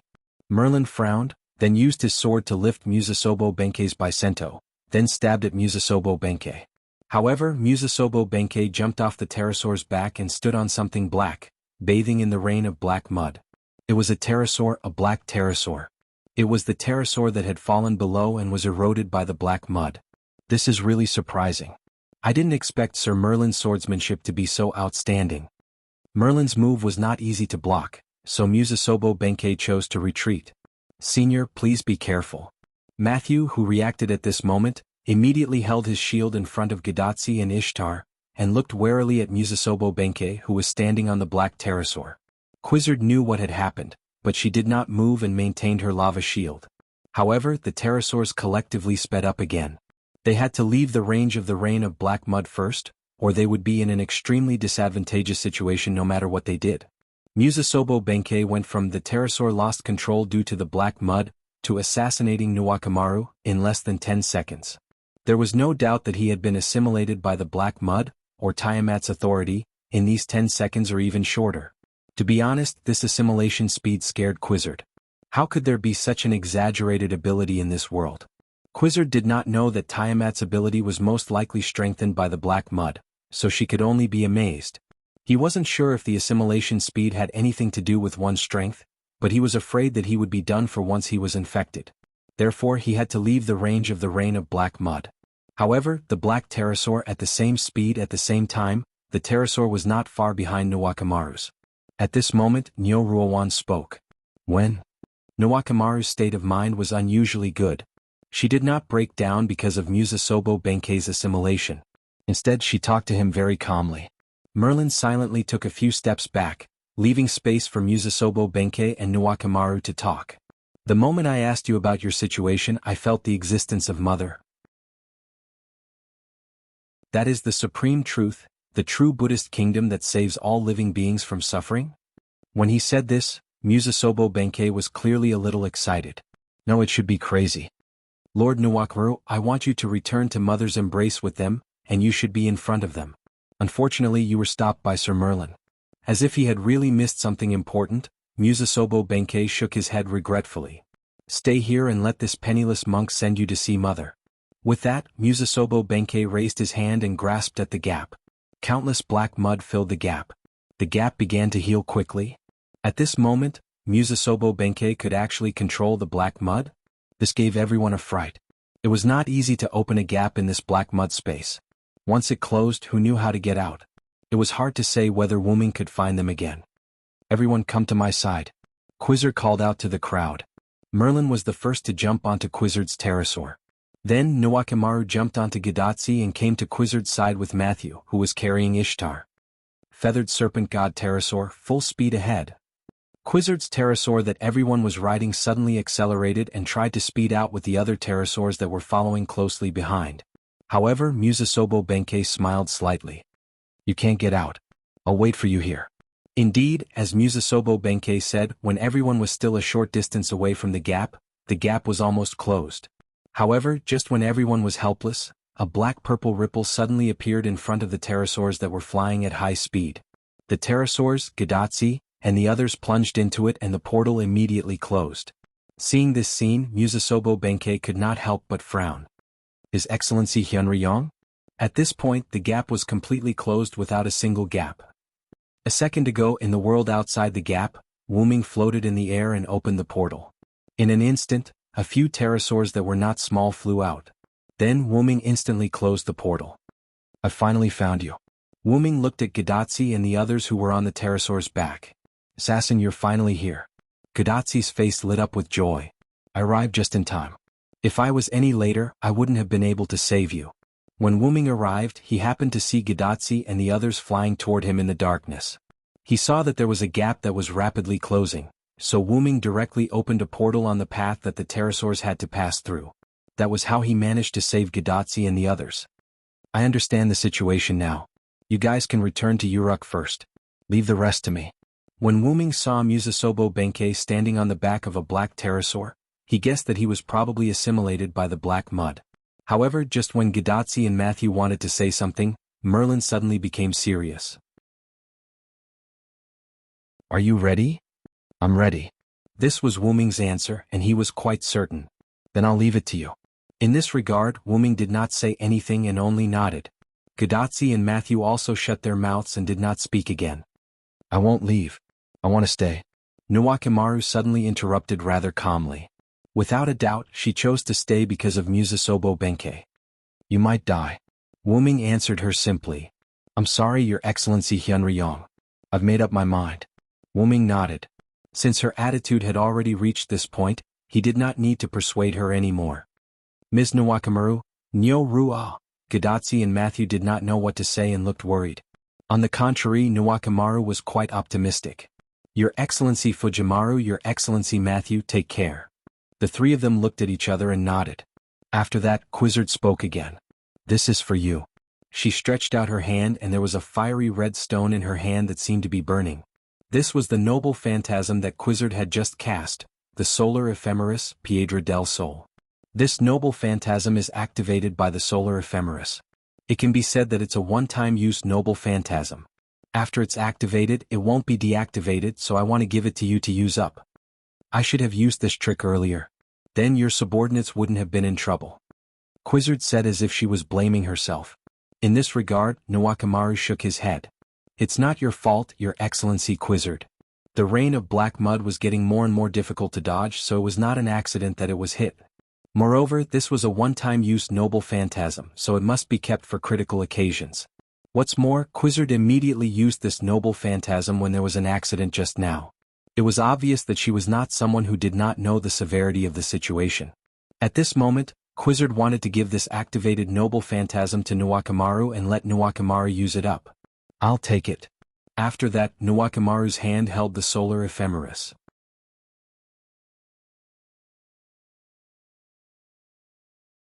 Chapter 1026. Wu Ming opened the portal to Uruk and let Gadotsi and the others go back. Before they left, Ishtar, who had recovered a bit of strength, complained to Wu Ming as if Wu Ming had done something to her. After closing the portal quickly, Wu Ming looked at Nuwakimaru, who was not present. At this moment, Nuwakimaru's right hand was clenched into a fist, and smoke was coming out of it. That was the sign that the solar ephemeris was causing damage to Nuwakimaru's body, or rather, the spirit base. You really don't have to do this. Wu Ming spoke again, although he knew it was useless. The Ocean Venerable followed me to the end this time, so I can't leave him behind. Then Nuwakimaru changed the topic. By the way, Sir Hyunryong, have you prepared your trump card? Wu Ming nodded and looked in the direction he came from. Almost, but I still have something to do and you're here. What Wu Ming meant was that Nuwakimaru could help Wu Ming complete this matter. Please tell me, sir. I will not hesitate to go through water and tread on fire. At this moment, Nuwakimaru was like a loyal warrior, waiting for the king's order. Wu Ming smiled at this. It's not that serious. I just need you to force Tiamat out. Force her out? Nuwakimaru was stunned. What should she do? And Wu Ming looked at her hand, or rather, the solar ephemeris in her hand. I need you to burn the black mud. On the other side, on the sea of black mud, Wu Ming sat cross-legged on the sea with his eyes closed, as if waiting for something. However, Wu Ming's shaking fingers showed that Wu Ming was not just waiting. He was constructing a tactic to summon his trump card. That trump card was not his noble phantasm. He needed the help of Kalis, who was in the route, to complete the summoning of this trump card. The reason why Kalis did not say much was that she was focusing on perfecting this trump card. The one who went to rescue Gadotsi and the others was Wu Ming's doppelganger, which was transformed from a dependent. Except for the only weapon that could not be replicated, Wu Ming's doppelganger had 100% of Wu Ming's strength. Other than saving Gadotsi and the others, Wu-Ming's clone had another mission. Wu-Ming's trump card still needed a primer before it could be used. Only when Tiamat truly appeared would he be able to use it. Thus, luring out Tiamat was another mission of the doppelganger. Coincidentally, Quizzard had given the solar almanac to Nuwakamaru, so Wu-Ming's doppelganger did not need to do anything else other than use the solar almanac to burn the black mud. Although there was no way to completely burn the black mud, Wu-Ming speculated that as long as a part of it was burned, Tiamat would definitely appear. Wu-Ming guessed that this black mud was most likely something that belonged to Tiamat's body. Thus, as long as a part of it was burned, Tiamat would definitely appear. Wu-Ming, on the other hand, only needed to wait quietly and design a supportive tactic. Suddenly, the eastern side of the sky turned red, and the light of the fire soared. It was obvious that Nuwakamaru had begun to use the solar almanac to burn the sea of black mud. And it was also at this moment that the entire sea of black mud, as well as the space of black mud in the southeast where Gidatsi and the others had been trapped, began to produce powerful magical fluctuations. And along with this powerful magical fluctuation, Wu-Ming's trump card, which he had prepared long ago, also began to form a connection with this world. Is Tiamat about to come out? Wu-Ming opened his eyes and looked in the southwest direction, then looked at the sea of black mud beneath him and took a deep breath. The moment had finally arrived. Wu-Ming was about to activate this trump card that had been born out of a sudden whim. Let's begin, Kalas. Yes, master. After the conversation, Wu-Ming's body seemed to have given up all resistance and accepted the gravitational force, sinking directly into the sea of black mud. On the other side of Wu-Ming's clone, Nuwakamaru fell into the sea of black mud, and the solar almanac in her hand burned the black mud around her. The black mud dissipated at a speed visible to the naked eye, but this could be said to be harmless to the sea of black mud. However, calling out Tiamat only required a little stimulation. Whether or not the black mud could evaporate was not within Wu-Ming's consideration. It was just like how mosquitoes sucking blood would not cause much harm to humans, but humans would always react when they realized that their blood was being sucked. Feeling the increasingly turbulent magical power around him, Wu-Ming's clone nodded silently, then waved his hand and opened a teleportation portal beside Nuwakamaru. That's enough, Nuwakamaru. Return to Uruk. What's next is not something you can handle. Wu-Ming shouted at Nuwakamaru. Nuwakamaru's spiritual base was gradually collapsing as she released a relic that did not belong to her. If this were to continue, there was no doubt that she would leave. Wu-Ming did not want to kill Nuwakamaru.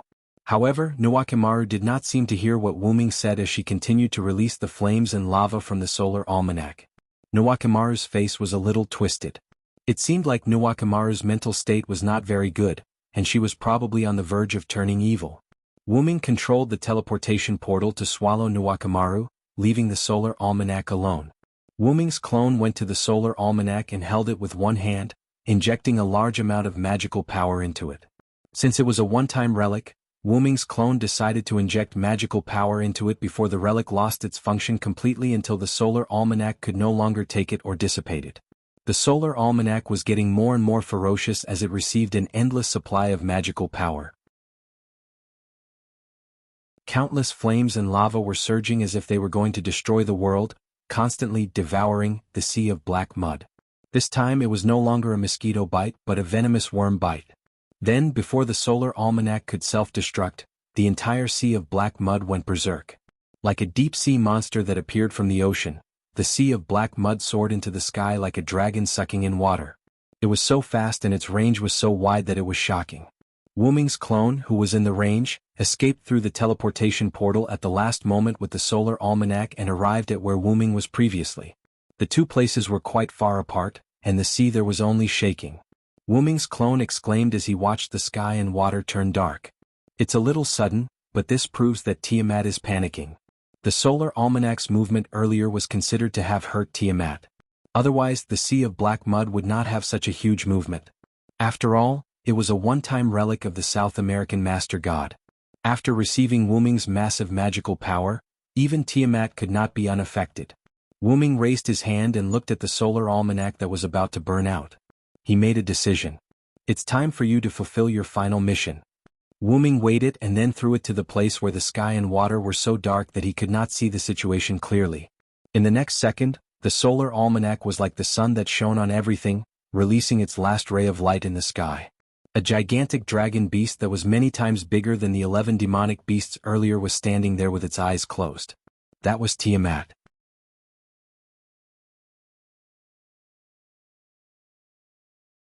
Chapter 10:27. Tiamat's body was covered with black mud. At a glance, it was pitch black without any extra color. Her 4 limbs were on the ground in the posture of a beast, and only her mouth was faintly visible with an exaggerated degree of crack. This oppressive feeling, as expected of the goddess of creation. Wu Ming's doppelganger's tone was full of emotion. It couldn't be helped. Anyone who saw this scene would feel the same way, such as Gadatsi and the others who were far away in Uruk. Because of Wu Ming's vigilance, the 5 magical beasts trapped in Ereshkigal's underworld didn't do anything. After Mayu brought the letter to Gilgamesh, Gilgamesh allowed Mayu to take part of the combat power to the underworld to investigate. After that, Mayu took Enkidu, Fanbaba, and Zhuge Kongming, who rarely came out, to the underworld. According to Zhuge Kongming's idea, he restudied the seal of divine right, Dinger, and wanted to find a magical beast to test it out. The 5 magical beasts were indeed as Wu Ming said. The underworld didn't restrict them. Ereshkigal almost failed. Fortunately, Mayu arrived with reinforcements, and Zhuge Kongming's new seal of divine right, Dinger, was also verified. The price was that the 5 magical beasts died. After that, Ereshkigal didn't continue to stay in the underworld, and Zhuge Kongming also didn't stay in the house. At this moment, everyone, including Ereshkigal and Zhuge Kongming, and those who returned to Uruk, gathered on the southwest city wall, looking at Tiamat's figure in the distance, which was illuminated by the solar calendar stone. Although a large sea of black mud formed Tiamat's body, there was still a large sea of black mud spreading on the ground, and it didn't seem to decrease at all. That's Tiamat. Gadatsi's throat moved. Obviously she was surprised and afraid of Tiamat. Even Quizzard, Ishtar, Ereshkigal and other goddesses felt a trace of fear. It was enough to show how powerful Tiamat's deterrence was. Tiamat appeared in the depths of the Persian Gulf, which was the Indian Ocean region. It was thousands of miles away from Uruk city. However, even so, because of Tiamat's huge body, Gadatsi and the others could see Tiamat from Uruk. Before this, everyone in Uruk was ordered by Gilgamesh to stay in their homes or temporary residences to pray. They were not allowed to go out and ignore anything that happened outside. Therefore, Tiamat's appearance didn't cause any panic among the humans in Uruk. That's right. That huge dragon beast is the creation mother of Mesopotamia, Tiamat. Merlin walked to the front as a commentator. Tiamat's body was used to create the world, which means that her body must be huge. However, this size is beyond my imagination. Roman's sarcastic voice came from Gadatsi's bracelet. However, now wasn't the time to talk about this, right? How were they going to fight such a huge Tiamat god? Doctor, can you still track Assassin's location? Before thinking about how to fight Tiamat, Gadatsi was first worried about Wu Ming. No, it's too far away. Plus, the black mud has a disruptive effect. There's no way to detect Hyunryong's location. However, at this moment, a young voice came into everyone's ears. Brother Wu Ming is fine. Mayu looked into the distance with eyes full of trust. Although everyone was baffled by the fact that she was Wu Ming's sister, Mayu's aura was indeed Wu Ming's. It couldn't be faked. Brother Wu Ming saved my world and Ilya's world. At the same time he also saved me, Ilya and Blackie. Brother Wu Ming saved everyone. This time, I believe that Brother Wu Ming will also save everyone. That was the trust between Mayu and Wu Ming. As soon as those words came out, everyone was no longer worried about Wu Ming. Even their fear of Tiamat was reduced a lot. Following this atmosphere, Merlin, who acted as a commentator, spoke again. The beast of original sin has appeared. The human's evil will lead to the appearance of the crown servant. In addition, the appearance of one evil will lead to the birth of another evil. The crown servant has already appeared. The next thing to be born is a new human's evil. Thus, to fight against the beast of original sin, Merlin's words were ethereal and deeply rooted in people's hearts. The entire Uruk seemed to have heard it, including Gadatsi and the others beside Merlin. In the next second, reflecting Merlin's words, the crown servant has already appeared. A bell sounded out of thin air. Dang, dang, dang, Gadatsi and Matthew couldn't help but shiver. In the next second, an old man wearing a tattered linen and a hood stood in the middle of the crowd. Ha! Gadatsi and Matthew were shocked. Although the others were shocked by the old man's infiltration method, they didn't show anything because they were used to not showing their emotions. Obeying the will of heaven, the crown assassin, Hassan Sabah, gives the opportunity to live from death.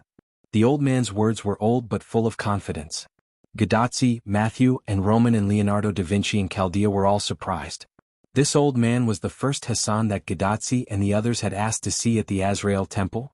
Come on, the evil that represents the opposite of the crown, the existence that has inherited the name of the beast, the apex of evil in the human fire worship sect, the three-headed demonic dragon, appear here. The entire sea of black mud was turbulent, and the source of the turbulence was near the coastline of the former Persian Gulf. In the next second, the turbulence increased, and Uruk city was affected as if there was an earthquake.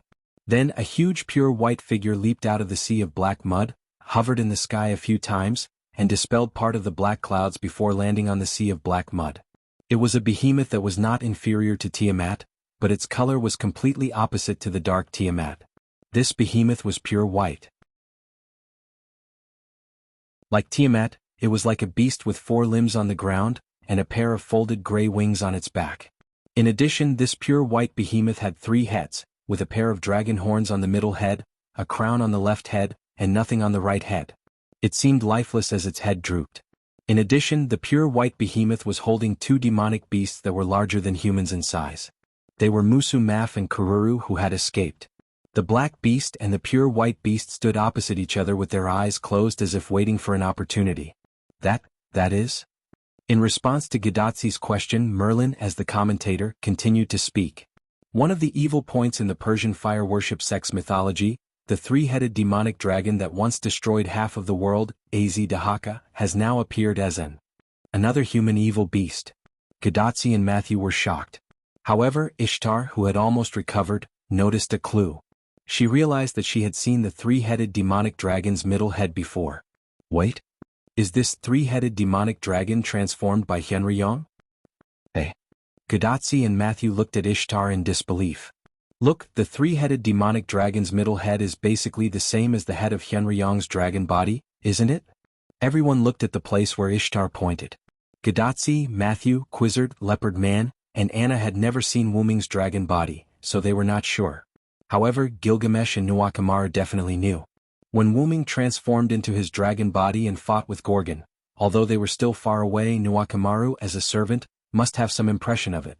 However, the only ones who knew the most were Merlin, the cheater, and Enkidu and Funbaba, who had always been by Wuming's side. Immediately, Enkidu spoke. That's right, that human evil is indeed Hyunryong Sama's transformation. It was summoned by Crown Assassin and another human evil. Human evils were attracted to each other. When a human evil appeared, other human evils would appear in turn. This was destined. And Crown Servant, as the suppression mechanism of human evils, would naturally appear together with human evils. In other words, where human evils appeared there must be Crown Servant, and where Crown Servant appeared there must be human evils. However, this became a contradiction. In the end, did the Crown Servant appear first, or did the beast appear first? Wuming relied on Crown Assassin and the double primer to successfully appear as a Crown Servant. And as the carrier, naturally, was the 3-headed demonic dragon Az-Dakaha's body that Wuming obtained from the box world.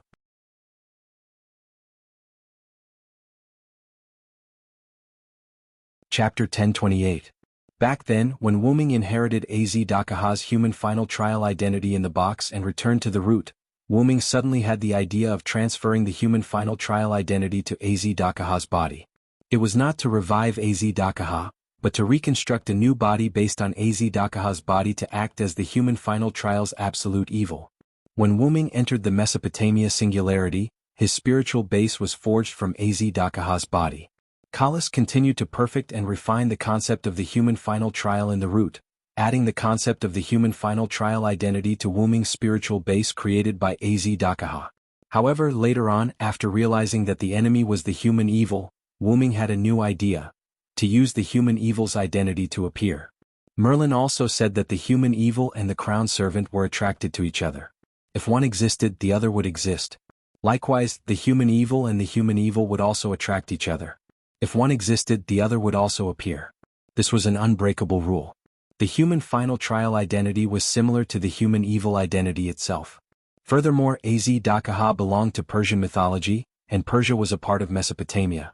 Therefore, with the crown servant assassin and the other human evil as the primer, and with the suppression force behind Wuming giving him some face, the new human evil, Beast 7 Az Dakaha was naturally born. The human evil 7th beast is Lord Hyunryong's trump card. Because this human evil was controlled by Wuming, although it was harmful to humans, Wuming would not actively harm humans. He would leave the Type Moon world after eliminating the other human evil, Tiamat, so he would not harm humans. It was even possible that after he left, the human evil would automatically leave him and return to the real Beast 7. That's right, the human evil was transformed from the love of the 7 humans. Wuming was only temporarily using a series of methods to appear as the 7th beast, but he did not truly become the human evil. However, if the human evil that inherited the 7th beast remained in the Type Moon world, it would be qualified to become the new beast and replace the original 7th beast. After all, the scene that Az Dakaha, who inherited the final trial's absolute evil, most wanted to see was the human hero standing on its corpse and advancing towards a better future. In a sense, this was also considered love. After all, the human final trial's absolute evil in the Type Moon world was an evil that humans had to overcome. It was fully qualified to do so. The human evil against the human evil, this is Hyunryong's trump card. Merlin said the final words. Now, the battle of the beasts that only exists in fantasy is about to begin. Following Merlin's words, Enkidu, who was originally carrying Fanbaba, put down Fanbaba and flew into the sky. It turned into a dazzling silver chain and flew towards the pure white 3-headed demonic dragon, wrapping around its drooping head. In the next second, the 3-headed demonic dragon's 3 heads opened their eyes at the same time. Red pupils, and blue pupils appeared in the eyes of the 3 heads respectively. Trinity, huh? Gilgamesh saw the 3-headed demonic dragon's current state. The 3 heads were occupied by 3 different spiritual bases. One of them was Wuming's, another was Enkidu's, and the last one seemed to be Wuming's magic attire. It's rare to see a magic attire with a spiritual base alone, Zhuge Kongming commented.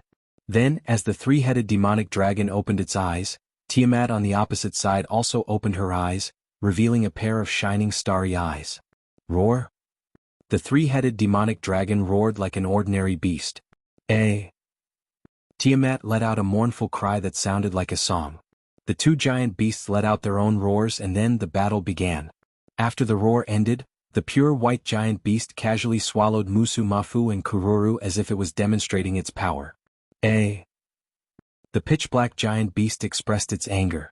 Its roar contained a powerful magical power, and the sea of black mud was forcefully split apart by this magical power.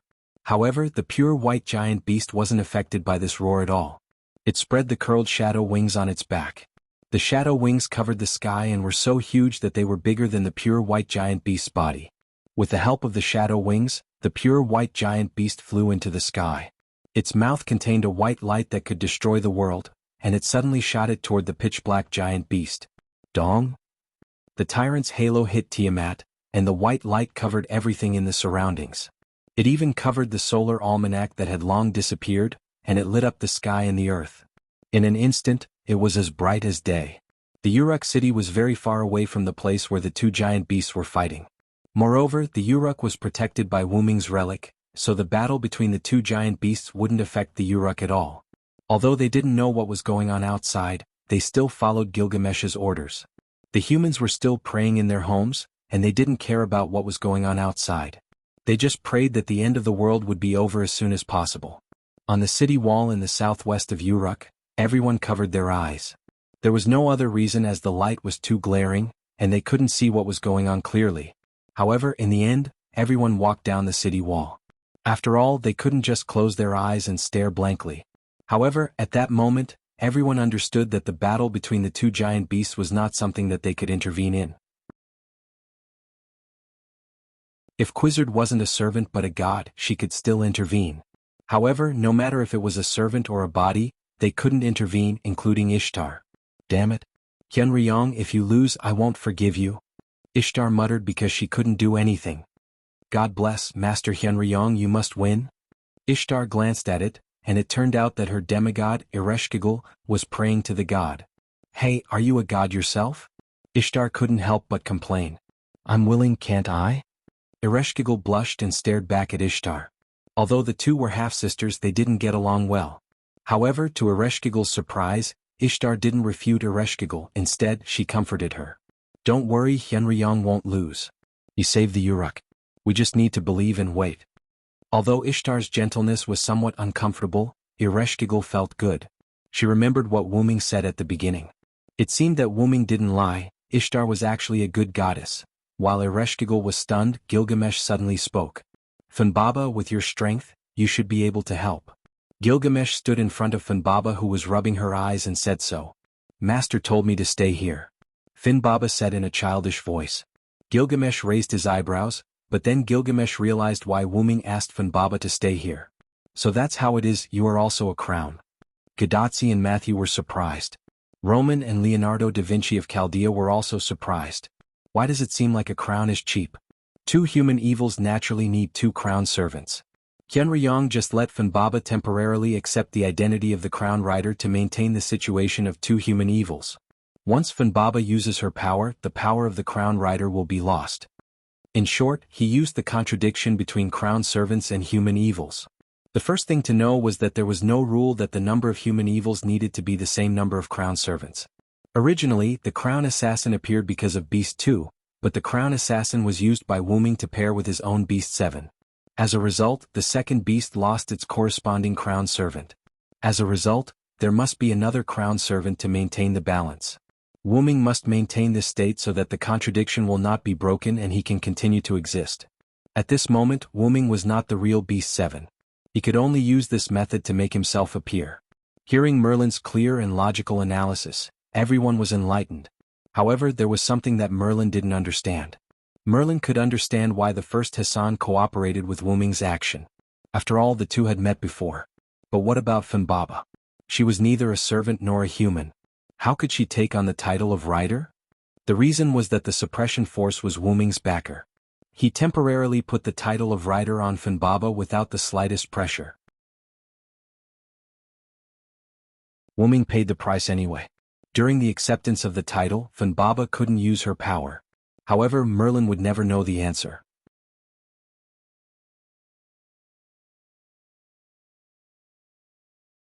Chapter 1029.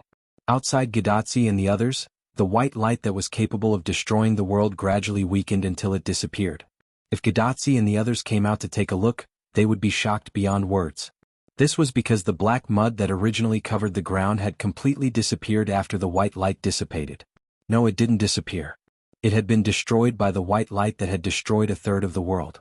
The hegemon's halo, Kvarina, contained an inheritance that could destroy 1/3 of the world. It was known as the strongest gift of the Flash faction in the Box Garden world, and could be said to be AZ Dakaha's proudest move. This was because this move was the manifestation of the 3-headed dragon's inheritance that had destroyed 1/3 of the world. It was a move that completely belonged to AZ Dakaha. Unfortunately, Wu Ming's spiritual base had fused with AZ Dakaha's body. This move that he was so proud of also belonged to Wu Ming. Wu Ming had used the ability to destroy 1/3 of the world to choose to destroy the black mud that had covered half of Mesopotamia. Logically speaking, even the hegemon's halo shouldn't be able to destroy half of the black mud in one go. However, this was the black mud of the origin. Wu Ming only needed to add the power of origin to the hegemon's halo, and it was like a hot knife cutting through butter. It was very easy to destroy the black mud that had come ashore. Even the black clouds in the sky dissipated, revealing the sun in the west. The long period of black clouds caused people's perception of time to become blurry. Even day and night were somewhat blurred. For example, when the solar ephemeris acted as the sun to reflect Tiamat's figure, Gadotsi and the others thought that it was night. Wu Ming was also one of the people who had such a misunderstanding. Is the day almost over? The 3-headed dragon's head with large dragon horns looked at the sun that had already moved to the west and sighed. This head belonged to Wu Ming. He hadn't done anything, but he realized that more than half the time had passed. Looks like tonight is going to be a sleepless night. Wu Ming, who was flying in the sky, looked down again. Because Wu Ming had removed the black mud that surged onto the land, the seawater observatory along the Persian Gulf coast reappeared. However, the lighthouse-like observatory had been broken down in the middle, and the collapsed part was nowhere to be seen. No longer paying attention to the collapsed observatory, Wu Ming landed on the coast of the Persian Gulf and folded his wings. The black mud on the land had indeed been cleared away by Wu Ming, but the black mud in the sea was not reduced at all. At this moment, from the Persian Gulf to the Indian Ocean in the distance, the sea surface was pitch black and looked quite muddy. There was basically no seawater, only black mud. After all, the tyrant's halo had destroyed 1/3 of the world. Wu-Ming's ability to wipe out half of the black mud on the continent was already a rare effect. As for wiping out the entire ocean of black mud, Wu-Ming was temporarily unable to do so. This was because the entire Persian Gulf and the Indian Ocean connected to it had turned into black mud, and the Indian Ocean could even be called the Black Mud Ocean. As for Tiamat, she was not dead anyway. She was probably thrown into the sea of black mud by Wu-Ming's halo. Just as Wu-Ming was vigilant, a melodious sound wave came from the sea. The three-headed dragon immediately spread its shadow wings, including itself, to block the sound wave. It suddenly spread its wings, and the shadow wings instantly dispersed the sound wave. Master, in the myths, Tiamat didn't have many special abilities, but she was quite good at spirit of speech. The head on the left of the three-headed dragon with a crown suddenly spoke. This was the head controlled by Kalas. Mother is the mother goddess of creation. She doesn't need or have many abilities. Her body is her strongest weapon. This time, it was the head on the right of the three-headed dragon that spoke. This was the head controlled by Enkidu. Indeed. With her huge dragon body, just a casual attack from her is filled with power. In addition to her almost unbeatable authority, she doesn't need any extra power at all. Wu-Ming nodded. The so-called power didn't refer to having fancy abilities, but to being able to defeat the opponent no matter how many or how strong their abilities were. Wu-Ming was almost the same as Tiamat. Ever since Wu-Ming found out that he was the origin dragon, he didn't put much effort into pursuing power because the key to his power was the power of the origin dragon and the powerful body of the origin dragon. It was apparent that Tiamat was the same. Her body was her best weapon. Not only that, but Tiamat also had some terrifying abilities. For example, her authority, the Sea of Life. The Sea of Life had a cell-level forced conversion effect called aminogeas. It could turn any creature that came into contact with or entered her Sea of Life into one of their own. Musasobo Benkei had fallen for this trick. This ability existed before the Black Origin Mud and Tiamat fused. After fusing with the Black Origin Mud, this ability was only strengthened, although it was a little too much. At this moment, the Persian Gulf and the entire Indian Ocean were Tiamat's Sea of Life. Wu-Ming couldn't kill her in the Sea of Life. To give a less precise example, could you die of a common cold while receiving treatment in a famous provincial hospital? Although it was too absolute to say that it was 100%, it was indeed impossible to die from a cold under such conditions. After the song was broken by Wu-Ming, the Sea of Black Origin Mud began to stir again. Then, masses of Black Origin Mud surged and condensed, forming a huge body. This was exactly the same as Tiamat's dragon body, but the size was completely different. This time, Tiamat's body was obviously bigger than before. This meant that Tiamat's body was bigger than the three-headed demonic dragon at the moment. Is the entire Sea of Life Tiamat's body? If Wu-Ming was still guessing before, his parents were now certain of it. It seemed that the space that Gadotsi and the others brought with them was indeed inside Tiamat's body. However, why didn't Tiamat attack Gadotsi and the others? Instead, Ishtar only began to move after she blasted a hole in the space. Was Tiamat still asleep? Or was there some other reason? This is troublesome. Wu-Ming realized that he couldn't defeat Tiamat. However, Tiamat shouldn't be able to defeat the three-headed demonic dragon either. Tiamat opened her huge mouth. The sound wave that was full of magic struck again, and this time, it was more powerful than the last time. Wu-Ming dared to say that even if Matthew activated his noble phantasm, he might not be able to block this attack. It was enough to show how powerful the sound wave was. However, it was still useless against the three-headed demonic dragon. At this moment, the three-headed demonic dragon was a powerful existence driven by the fusion of Wu-Ming, Kalas, and Enkidu's spiritual base. Kalas aside, Wu-Ming's spiritual base was the best among the servants, and Enkidu's real body was even more powerful. Together with Kalas, the three of them became a trinity. The three-headed demonic dragon that bore the name of fire worship sect's evil dragon Az Dahaka was already in existence that no servant could match. No, it should be said that the three-headed demonic dragon at this moment was not an existence that could be defeated simply by having powerful strength. After all, the three-headed demonic dragon's current identity was a human evil, and defeating a human evil often required not only strength, but also wisdom, human wisdom. Both sides were human evil, so neither side could do anything to the other. However, Wu-Ming still had the upper hand at the moment. After all, he was once a human, and the three-headed demonic dragon was a trinity existence. At this moment, Tiamat was facing three existences, which was 3 against 1. That was the advantage that Tiamat did not have. Master, I detected a powerful binding on Goddess Tiamat's body. Binding? Yes, and it seems that Tiamat added the binding herself.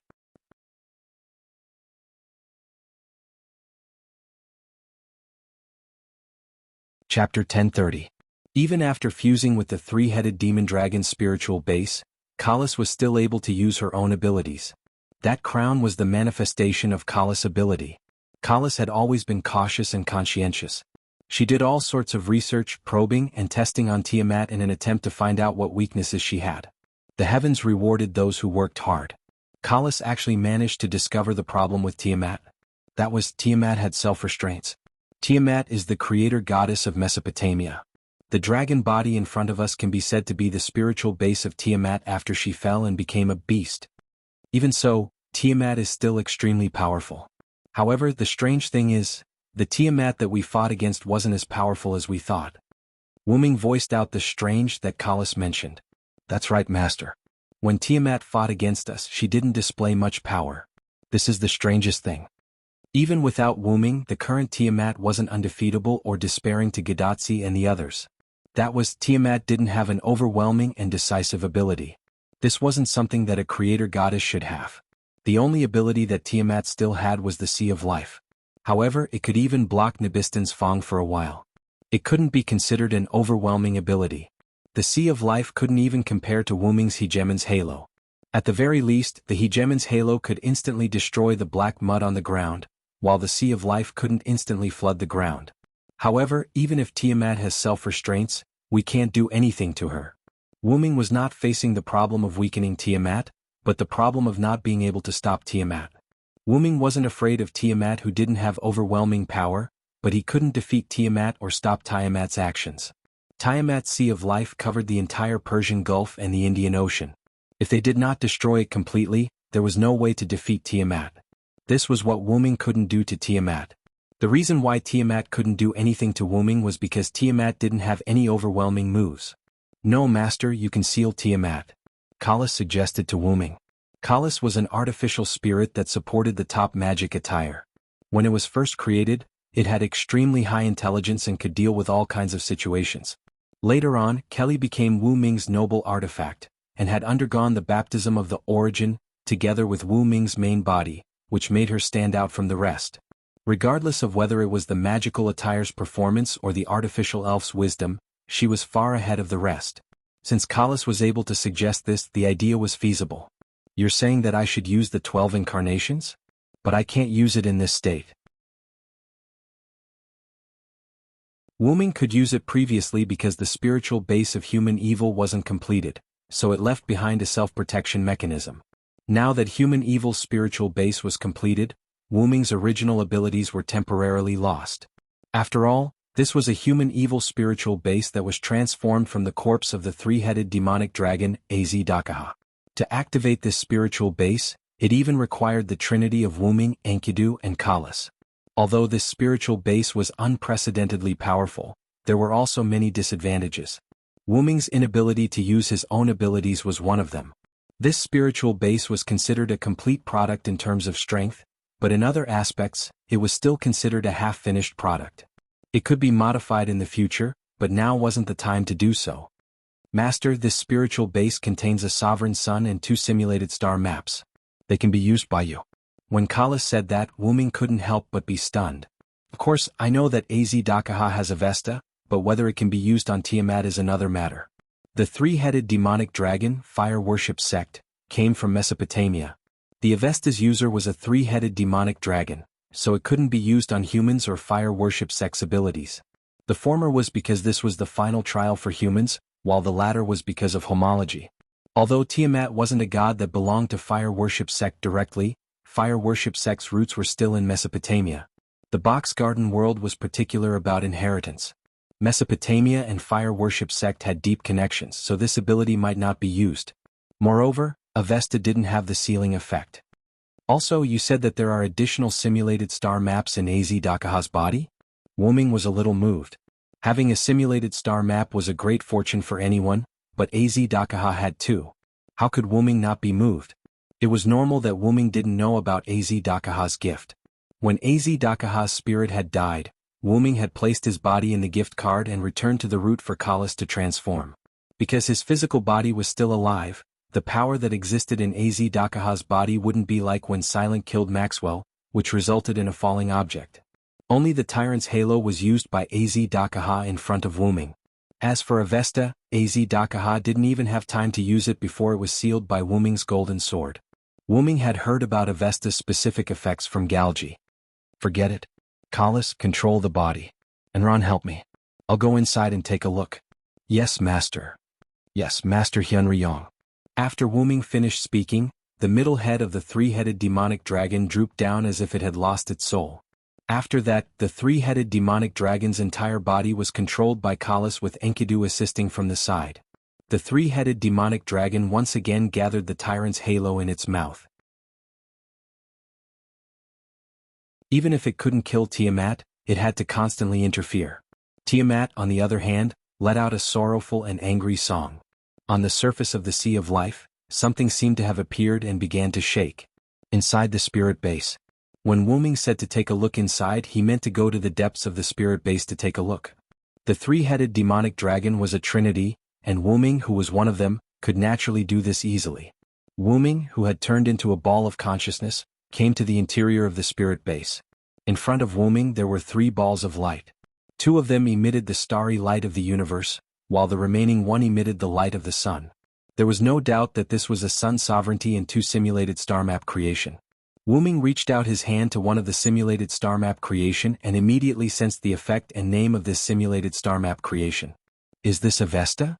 Wuming's hand separated from the ball of light and no longer cared about it. Then, the remaining 2 are the sun sovereignty and the additional simulated star map creation that Kalas mentioned. Wuming placed his 2 hands on the balls of light without hesitation. In an instant, the information of the sun sovereignty and simulated star map creation was transmitted to Wuming's mind. Dragon's sun sovereignty and simulated star map creation. Virtual star, Taisui.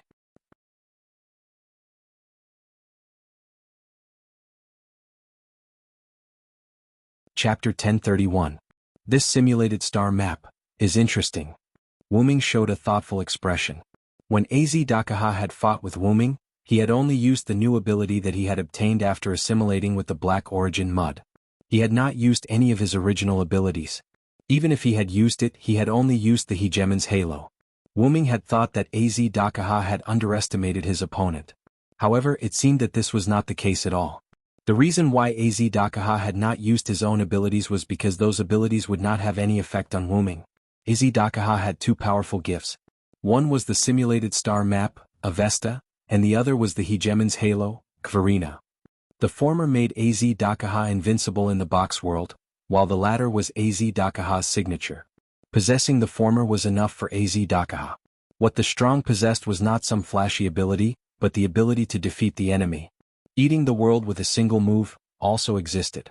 However, there were times when one trick to eat everything did not work. For example, Azedakaha and Tiamat.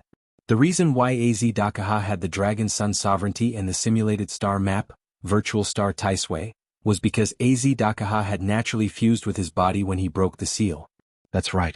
Just like the no-name flag was one of the items that broke the seal, these 2 items were items that sealed Azedakaha. The Dragon's Sun sovereignty only had the effect of strengthening the spirit core. However, every simulated star map had restrictions. Coincidentally, Virtual Star Taisui's restrictions prevented Azedakaha from using it. Avesta was also useless against Wuming because Azedakaha couldn't absorb, cancel, or borrow the power of the Origin. It could only use its new ability after combining with the Black Origin Mud to deal with Wuming. This was why Azedakaha didn't use its own ability. It was the same for Tiamat. The Sea of Life could be said to be the bane of all things, but after fusing with the Black Origin Mud, Wuming developed a resistance, because Wuming and the Black Origin Mud were of the same origin. In addition, Tiamat had sealed herself, causing Tiamat to be unable to take down Wuming. Wuming was also facing the same problem at this moment. The ability of the Trinity as Daka, one of the 7 great human evils, was also unable to destroy Tiamat.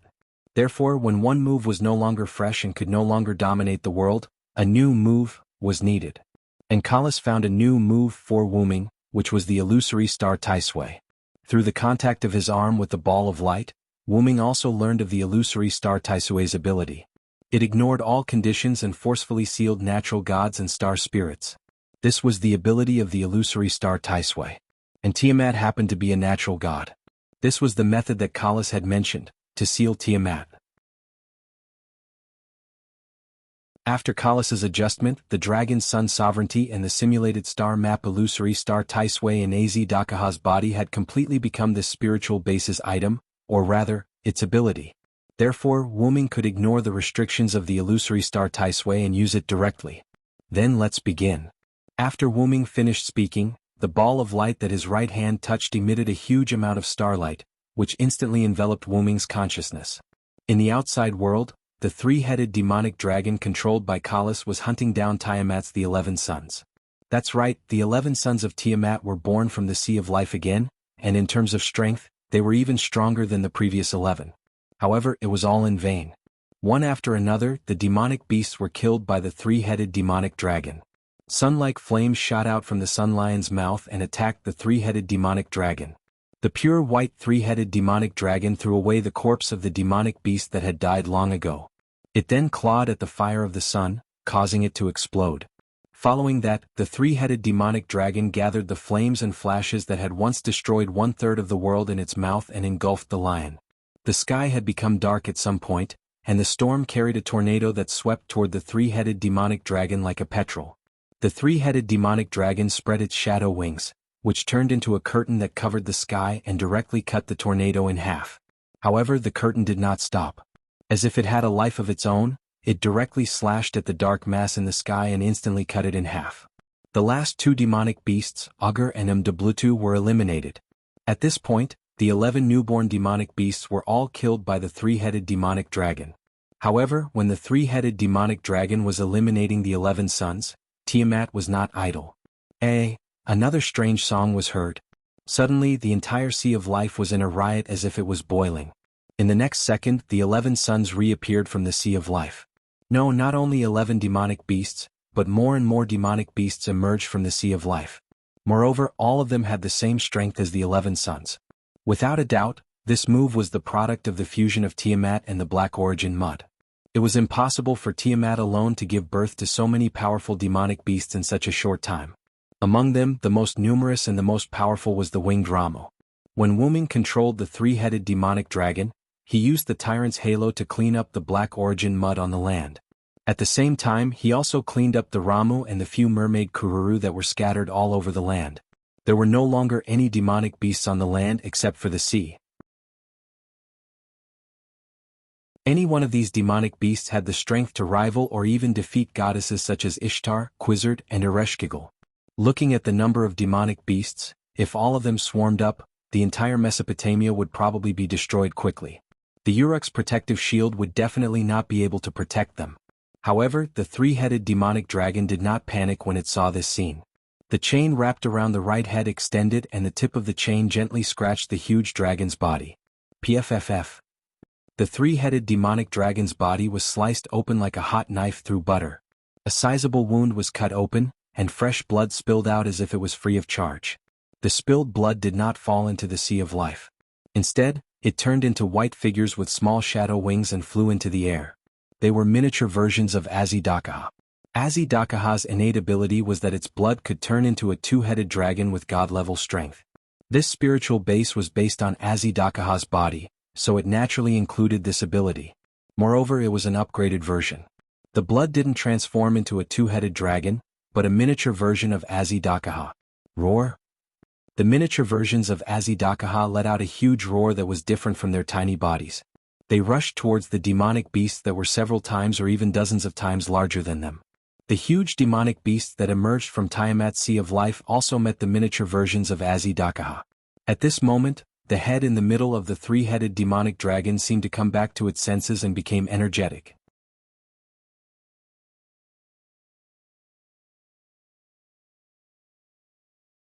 Chapter 1032. Master, you're back. As soon as Wu-Ming returned, Kalas relinquished control of the body to Wu-Ming. I've come into contact with the illusory star Taisue's ability, and I can activate it at any time. As Wu-Ming spoke, he observed the current battlefield and couldn't help but frown. The reason was naturally because of the current situation. Firstly, the number of magical beasts that Tiamat gave birth to shocked Wu Ming. Secondly, the three-headed dragon army couldn't defeat the magical beast army and was now retreating. As the number of winged Rama was the highest, both sides were basically fighting in the air, and only a small number of them were fighting on the sea. Whether it was on the sea or in the sky, the three-headed dragon army was retreating. It couldn't be helped. In terms of individual strength, the magical beasts that Tiamat gave birth to were much stronger than the three-headed dragon formed from the three-headed dragon's blood. Even if these three-headed dragons could continue to divide their blood, each individual that was split was weaker than its superior individual. This was the main reason for the phenomenon of them retreating. Wu Ming immediately had the thought of, I can't delay any longer. Illusory Star Taisui activate. Wu Ming didn't need to follow the rules to activate the simulated star map, so he only needed to shout or even think about it to activate it. The majestic voice from the three-headed dragon's body was transmitted to the void. All the three-headed dragons and magical beasts that were fighting to the death, including Tiamat, were stunned. The former was due to the deterrence of Wu Ming's voice, while the latter was purely due to fear. In the next second, a cluster of light that emitted a cosmic starlight emerged from the three-headed dragon's body. The petite size of the cluster of light created a sense of contrast with the three-headed dragon's huge body. However, the threat that the cluster of light brought to Tiamat was far greater than that of the three-headed dragon. A sound wave that was more powerful than before materialized and attacked the three-headed dragon. The three-headed dragon army and magical beast army that were in the path of the sound wave attack were all shattered into powder by the sound wave. Faced with Tiamat's move that was different from the past, Wu Ming became serious. The three-headed demon dragon opened its mouth, and a beam of light belonging to the tyrant's halo enveloped the incoming sound wave, instantly extinguishing the sound wave's follow-up attack. It was a flash of starlight shot out from Tiamat's eyes of the stars, hidden behind the sound wave. It seemed that Tiamat was also anxious. Wu Ming didn't waste any more time and had Su Xing Tai Sui take action. You are no longer needed here, primordial goddess of creation. Leave this world that no longer belongs to you. In front of Wu Ming, Void Star Taisui's sphere of light fell into the sea of life, and Tiamat's enormous body stopped moving. Tiamat seemed to let out a final cry. In the next second, Tiamat's huge body turned into black mud and merged into the sea. The magical beasts that were born in the sea of life were also turned into black mud and fell into the sea. The dark clouds in the sky had already dispersed, and the sun had completely sunk into the west. Night had fallen. In the central region of Mesopotamia, in the fortress city of Uruk, it was nighttime. At this moment, a circle of light surrounded the Uruk. The Uruk city was also brightly lit. People were celebrating. In order to celebrate the end of the world, Gilgamesh ordered the soldiers to set up a venue in the Uruk city and even outside the Uruk city for people to dance, eat, and thank the gods. The reason why the venue was set up outside the Uruk city was because the Uruk city was not enough to accommodate everyone's celebration. After all the humans in the Mesopotamia region were gathered in the Uruk city at this time. In the current season, the night was not cold. In addition, the outside of the Uruk had been purified by the sea of black mud. The magical beasts had completely disappeared, and there was no need to worry about being attacked. In the Divine Tower, Gadotsi and the others gathered together to enjoy the fruits of victory after the end of the world. However, because the outside of the Uruk had been affected by the sea of black mud, there were very few pastures and farms, and there was a shortage of food. Only a few pastures and farms in the north of the Uruk were still intact. However, this did not change the fact that there was a shortage of resources. Therefore, Gadotsi and the others, as well as the Uruk people outside the Divine Tower, did not have much food to enjoy. The pastures and farms had to be reserved for grain, cattle, and sheep in order to prepare for the future life of the humans in Mesopotamia. Therefore, the people were just immersed in the atmosphere of surviving the disaster. At most, they would dance and eat very little. Of course, this included Gadotsi and the others. In the center of a large room in the Divine Tower, a large dining table was placed there. Gadotsi and the others sat around the table and tasted good wine. Although there was not much food, Gilgamesh could still provide drinks for Gadotsi and the others to drink freely. Of course, Gadotsi, Matthew, Mayu and Anna were drinking drinks and not wine. The leopard man and Funbaba were playing in an open space at the side. Enkidu, who was worried about Funbaba, was paying attention to Funbaba while having a conversation with Gilgamesh that he had not had for many years. Although Gilgamesh was more or less not used to the fact that his close friend had a gender, a close friend was still a close friend. This would not change. Zhuge Kongming and Leonidas I sighed at the sweet and mellow taste of the wine in their hands. Nawakamaru, who was beside them, was drinking alone as if he was mourning for Musasobo Benkei. Quizzard and Ishtar clinked their glasses. Ishtar also poured a glass of wine for the absent-minded Ereshkigal, which gave Ereshkigal a fright. It was only after Mayu, who was beside her, said something to Ereshkigal that Ereshkigal calmed down. Matthew and Gadotsi gently tasted the drinks that Gilgamesh brought out. Gadotsi, who was beside Anna, was also tasting the delicious drink because of Merlin's harassment. She had to pretend that she did not care about the delicious drink. Everyone was immersed in the celebration dinner of Tiamat being defeated by Wuming, but because Wuming was not present, many people were more or less absent-minded. For example, Mayu, Ereshkigal, Anna, Gadotsi, and Matthew. However, Wuming was not dead, he was not there. What the hell is holding Assassin back? Gadotsi and Matthew chatted and complained softly. However, everyone present was a servant, and Gadotsi's soft complaint was equivalent to speaking directly in their ears. That I also want to know. After Ereshkigal spoke weakly, Mayu, who was beside her, looked a little shaken, and Anna's eyes also drifted. Gadotsi and Ereshkigal's questions attracted everyone's attention, except for the leopard man. Ishtar looked at Ereshkigal, who became absent-minded again and shook her head helplessly. Didn't Golden Sparkle say that Hyunryong is now implementing the follow-up work on Tiamat on the coast of the Persian Gulf? You will be here in a while. You guys don't seem to see that guy. Did he take your souls away or something? Ishtar's criticism made Ereshkigal's face turn red. She naturally knew that Gilgamesh said that Wuming was on the Persian Gulf, but Wuming was not there. Not only her, but Gadotsi and the others also couldn't help but be absent-minded. And Ereshkigal had a feeling that Ishtar was actually worried about Wuming, but she didn't directly show it. Therefore, Ereshkigal and Ishtar quarreled again. What does it have to do with you that I care about him? You greedy goddess, do you want to take away other people's thoughts? What did you say? You despicable guy? At that moment, Ishtar also became angry and stared at Ereshkigal. Seeing this, Gadotsi no longer expected to get any information from the sisters, and then turned to look at Enkidu. Seeing Gadotsi looking at him, Enkidu showed a warm smile to Gadotsi. Don't worry, Sir Wuming is indeed dealing with some aftermath matters. He will be back soon. On the coast of the Persian Gulf, Wuming, who had already returned to his human form from the three-headed demonic dragon, was sitting on the collapsed observatory with a light ball in his hand. His eyes were closed as if he was immersed in it. The dragon horn headdress on his head was dutifully guarding Wuming. Unfortunately, there was no danger around at this time.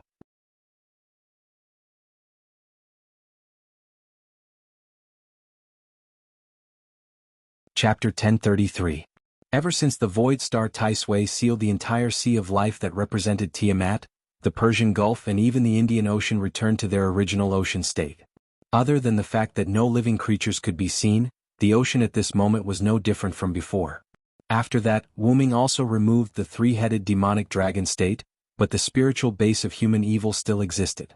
After all, the transformation of the spiritual base was basically complete, and it could not be changed back even if he wanted to. However, there was one thing to note. Wuming could not recreate the three-headed demonic dragon's body with Enkidu and Kalas for the time being. After all, the three-headed demonic dragon's human evil spiritual base was only possible because of the blessings of Tiamat, the first Hassan, and Fanbaba, who had temporarily obtained the title of Crown Rider. Now that Tiamat was sealed, and the first Hassan had left after the crisis was over, the Crown Rider on Fanbaba had also disappeared. Naturally, the three-headed demonic dragon's form could not be maintained. In other words, it was already a miracle that Wuming could still exist with this spiritual base at this moment. Now that the connection had collapsed, it should have been forced to leave this world. It could only be said that it was convenient to have someone at the top. The reason why Wuming was sitting here was because the Void Star Taisui had sealed Tiamat's light ball. Because the spiritual base of Wuming's human evil was still there, the Void Star Taisui would not disappear, and the sealed light ball would not dissipate. The reason why Wuming was sitting here and sealing the light ball was actually that he was trying to take out the black mud that had fused with the Sea of Life. After all, the existence that had fused with the black mud would naturally be hostile to Wuming, and Wuming could not sit idly by and do nothing about the black mud. In addition, the foundation of human evil was the love for other humans. No matter what, Wuming still had sympathy for Tiamat. especially after Wu-Ming studied the light ball and came into contact with Tiamat's will for a while. It really makes people sigh. Wu-Ming opened his eyes and let out a long sigh. He had no way of completely removing the black soil from Tiamat's Sea of Life. This could only be done after he returned to the Great Origin. During this time, Wu-Ming felt Tiamat's thoughts. I miss the children. I want to come into contact with the children. I want the children to return to my arms, but I'm afraid of bringing harm to the children. This was Tiamat's extremely simple thinking. Wu-Ming could use his origin power to kill Tiamat the same way he had killed Az Dakaha, but Wu-Ming couldn't bring himself to do it. Aziz Dakaha's evil was because he wanted justice to stand on his corpse, while Tiamat's evil was simply a mother's instinct to care for her child who had abandoned her, as well as the world that did not need her. And this mother was also afraid that she would harm her child. Otherwise she would not have placed a self-seal on herself. Tiamat had only been chosen to become a bug in the human system. This bug had to be fixed in order for the system called humans to continue. And this bug had been created by using the love for humans. Fixing the false love that had been forced to become was a little cruel in Wu-Ming's eyes. Aziz Dakaha had already died at Wu-Ming's hands. Wu-Ming did not want another existence similar to Aziz Dakaha to follow in his footsteps. However, it was obviously impossible to let Tiamat go just like that. Fortunately, I have the illusory star Taisui. If not for this, I'm afraid it would have reached a point where only one of us could live.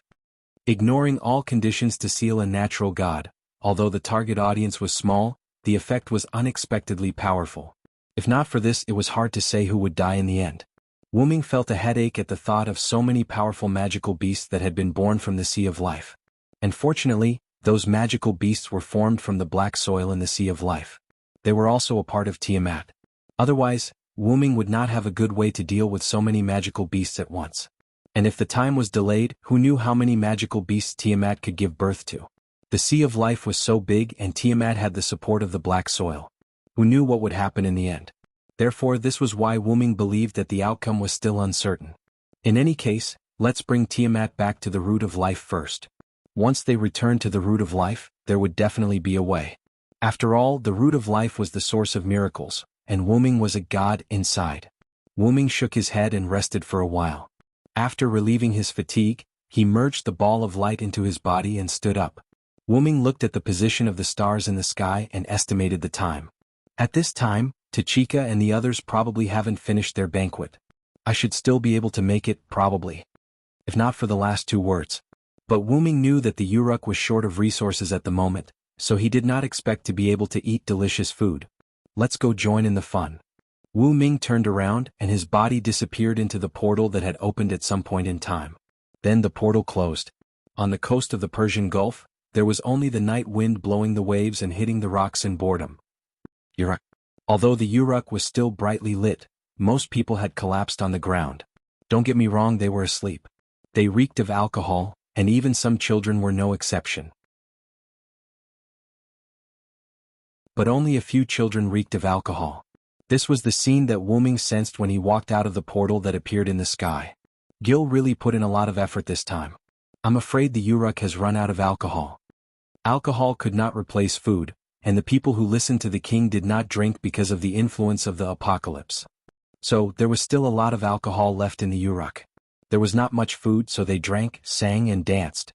This was how the Uruk citizens celebrated tonight. And because the tense minds were relaxed, there were many people who had fallen asleep in and out of the brightly lit Uruk. By the way, most children just fell asleep after relaxing their minds. There were not many children who secretly drank.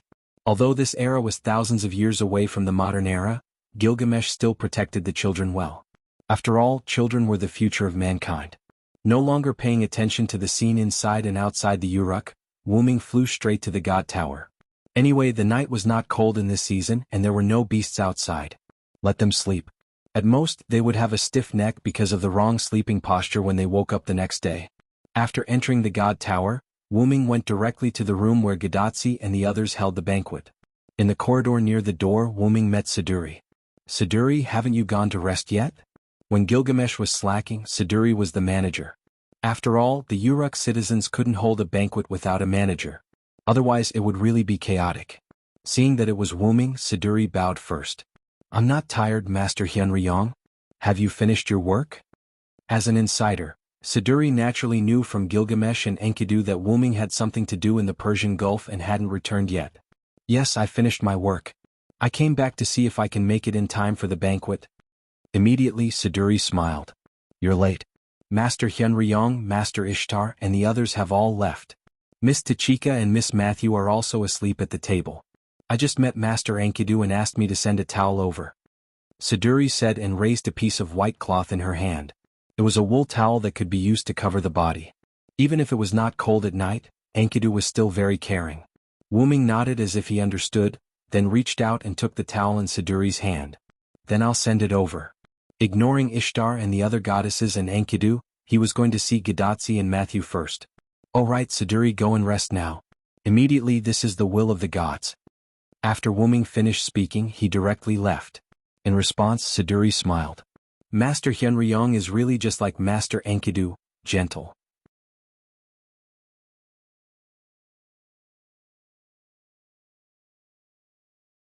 Chapter 1034. Wu-Ming had seen how hard Siduri had worked during this period of time.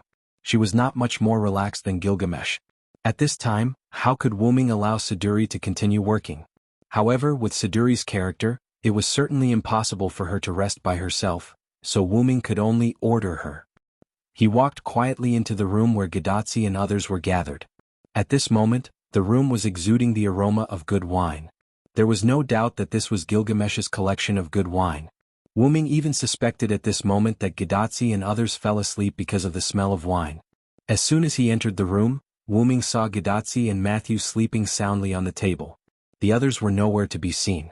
Ishtar and the others must have left on their own, and someone like Leonidas I, who got drunk easily, must have been carried away by them. In addition to Gadatsi and Matthew, who were lying on the table, Gilgamesh was looking at the brightly lit Uruk by the window with his hands on his chest. Oh Hyunryong, you're finally here. Gilgamesh looked back at Wu-Ming. I thought I could make it in time for the banquet, but it seems that I'm late.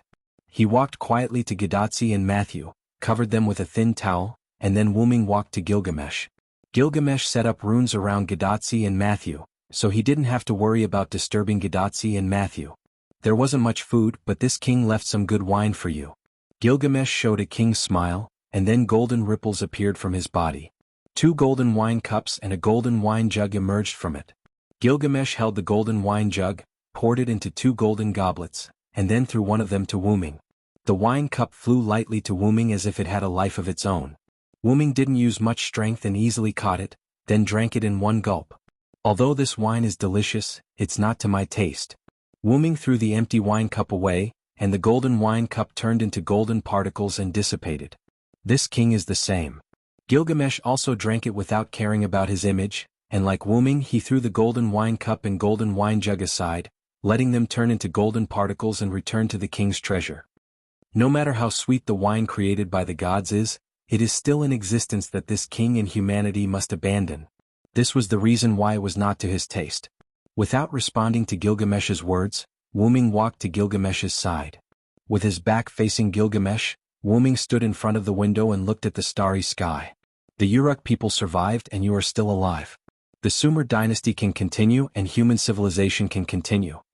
When Wu-Ming took away Tiamat, who was sealed in the illusory star Taisui, this singularity would also be repaired and returned to the right track. What Wu-Ming meant was that it was time for him to leave. After all, his purpose was to help Gadatsi and Matthew repair the singularity, and to make up for Wu-Ming's regret of leaving Mesopotamia.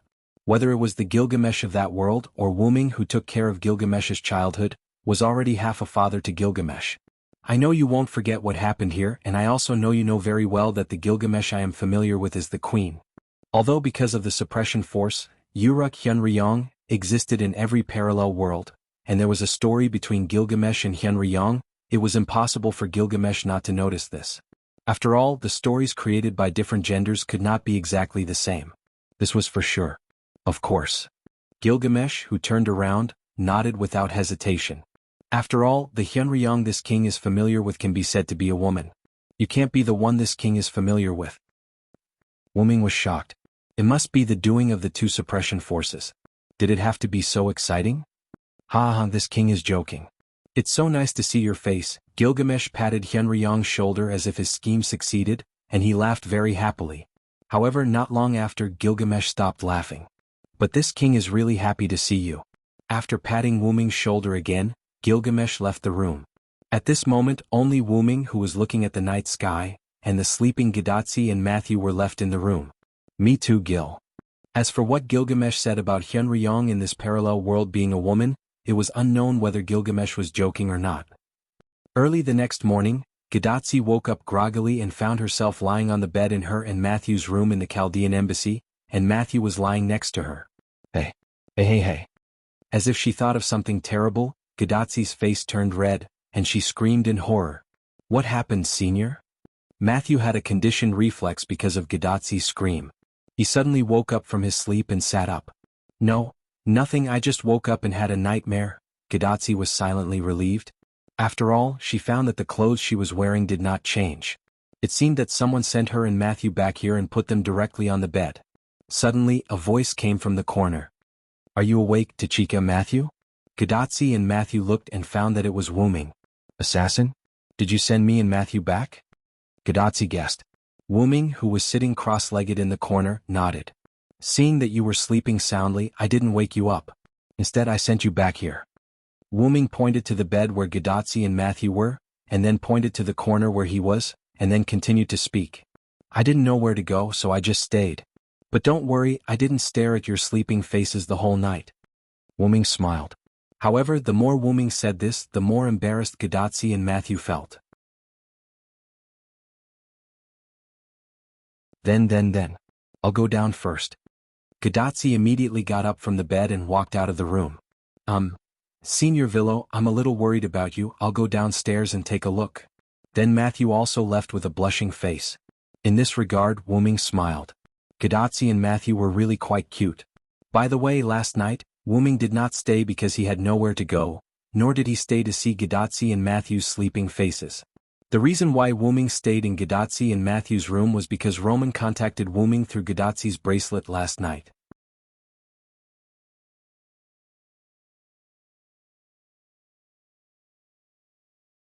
Chapter 1035.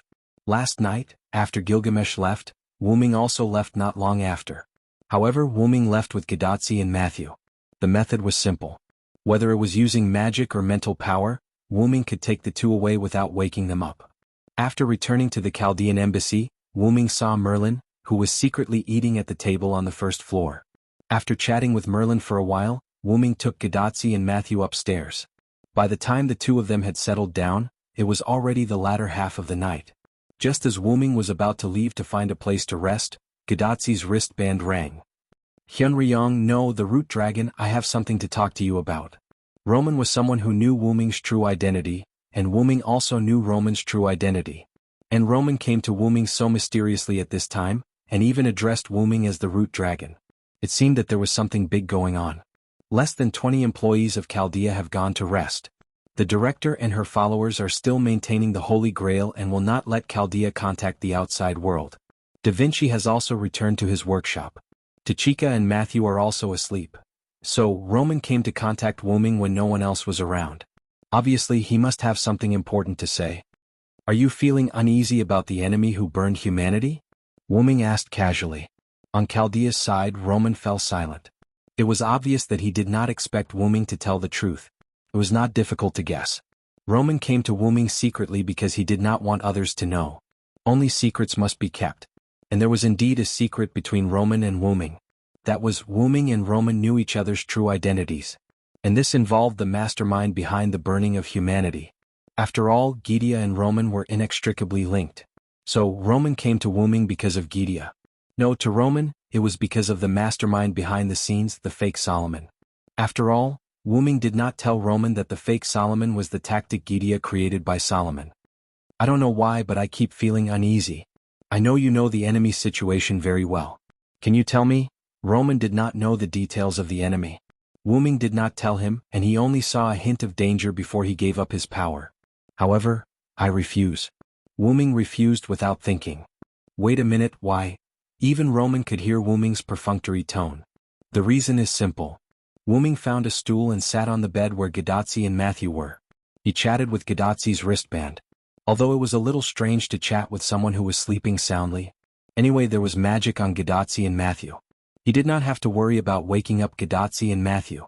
You're now a human, Roman Acheron. You're no longer any powerful existence. You don't have the ability to save everything. You've been like this since you became a human. You're just an ordinary medical staff. Wu-Ming did not know if Roman had a trump card. Even if he did, it was uncertain whether it would be effective against Gydia, who had the black soil. And there was one more thing. Roman was a human at the moment, and he was a human who was not as good as Gadotzi. The matter of defeating the mastermind behind the scenes was not his responsibility. He was qualified to take back the future of mankind as a human. However, he could only do it as a human. As a human, he did not have the power to do it. This was the price he had to pay for giving up all his power to become a human, even if he had seen the crisis of mankind on the eve of giving up his power. In a sense, this was what he deserved. If it's you, you should understand one thing. Everyone has to admit the consequences of their decisions, whether the consequences are good or bad. So, you just have to be an honest medical staff. Roman, who heard this sentence, was sitting on a special sofa in Chaldea. He pressed one hand on the other hand as if he was touching something under the glove. Roman's expression was a little lonely. But, that's enough from you, once King Solomon. Wu-Ming instantly interrupted Roman's words and also revealed Roman's true identity. That's right, Roman was King Solomon. He was the follower of the former director, Maris Billy Animusphia, who participated in the Winterwood Holy Grail War 10 years ago. After winning the Holy Grail War, he became an ordinary human by making a wish. On the eve of losing all his power and becoming a human, he used his clairvoyance to see the burning of humanity. However, because he was powerless, he could only desperately learn in an attempt to use the identity of a human to save the future. That was why he, the real one, thought that the guy who called himself Solomon was a fake. He was also almost suspected by Gadotzi and the others because he helped Solomon to explain. You want to be an ordinary person and also want to save the world. How can there be such a good thing in the world? I'm afraid you're a little whimsical. Wu-Ming mocked mercilessly. Moreover, this is the result of your own choice. You can't regret it. You have to face it and admit it. Don't worry about it and don't try to stop it. You have to know that if the sky falls, there are tall people to hold it up, and you're just an ordinary human now. After that, Roman's rather weak voice came from Gadotzi's bracelet. No, didn't I say that if the sky falls, there are tall people to hold it up? What are you, an ordinary human, worrying about? Roman was frightened by Wu-Ming's reprimand and didn't dare to speak. Wu-Ming picked his ears as if he was bored. He spoke as if he made the final decision for Roman. In short, your mission is to help Tachika save humanity, heal Matthew's broken body, assist Olga Marie in managing Chaldea, and leave the rest to me. After all, Wu-Ming was partly responsible for Gydia's mutation. He couldn't leave the black mud alone. He also had to take responsibility for what the black mud caused. However, the difference between Wu-Ming and Roman was that Wu-Ming had the ability to solve all of this, and Roman didn't have such ability. Actually, I just wanted to say that my trump card can't be called a trump card 100%. Plus, I don't know why, but I have a bad feeling, so I wanted to ask you to help me. Roman in Chaldea loosened his crossed hands and smiled awkwardly. Wu-Ming, who was in a different time and space from Roman, narrowed his eyes helplessly. He looked like a dead fish. If I knew you were so open-minded, I wouldn't have wasted so much time talking to you. That was the meaning in Wu-Ming's eyes. Therefore, Wu-Ming with dead fish eyes found a corner and sat up, no longer paying attention to Roman. Only Roman's calls echoed in the room until he was almost discovered by the Chaldea personnel who woke up in the night. As for Wu-Ming, he sat there until daybreak. That was what happened last night. Wu-Ming looked at the door where Gadotzi and Matthew left, then he stood up and walked out. In fact, although Wu-Ming and Roman's conversation was very casual, Wu-Ming also had thoughts and speculations. Wu-Ming believed that Gydia might have become stronger.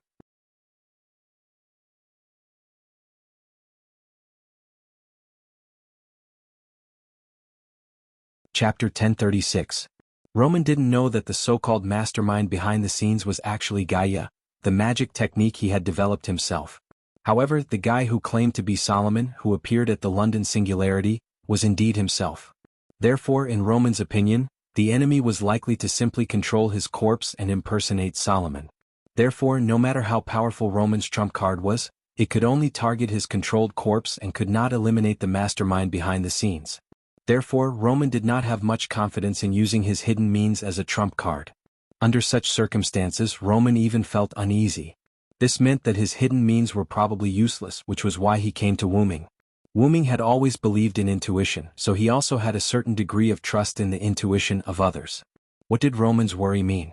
Roman did not know who the enemy was, but Wu Ming knew very well.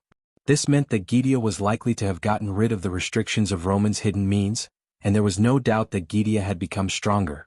Although Wu Ming was not afraid of Gydia, this information was indispensable to Wu Ming. In short, he would deal with whatever came his way. He bid farewell to everyone first and returned to the route. Not long after, Wu Ming also went downstairs. After going downstairs, what entered Wu Ming's eyes was naturally the scene of Gidatsi and the others eating breakfast. At the rectangular table, Gidatsi and Matthew sat on one side, while Merlin and Anna sat on the other side. The four of them had a rather bland and small breakfast. This was made by Anna. Because there was not much food, it was bland and in small quantities.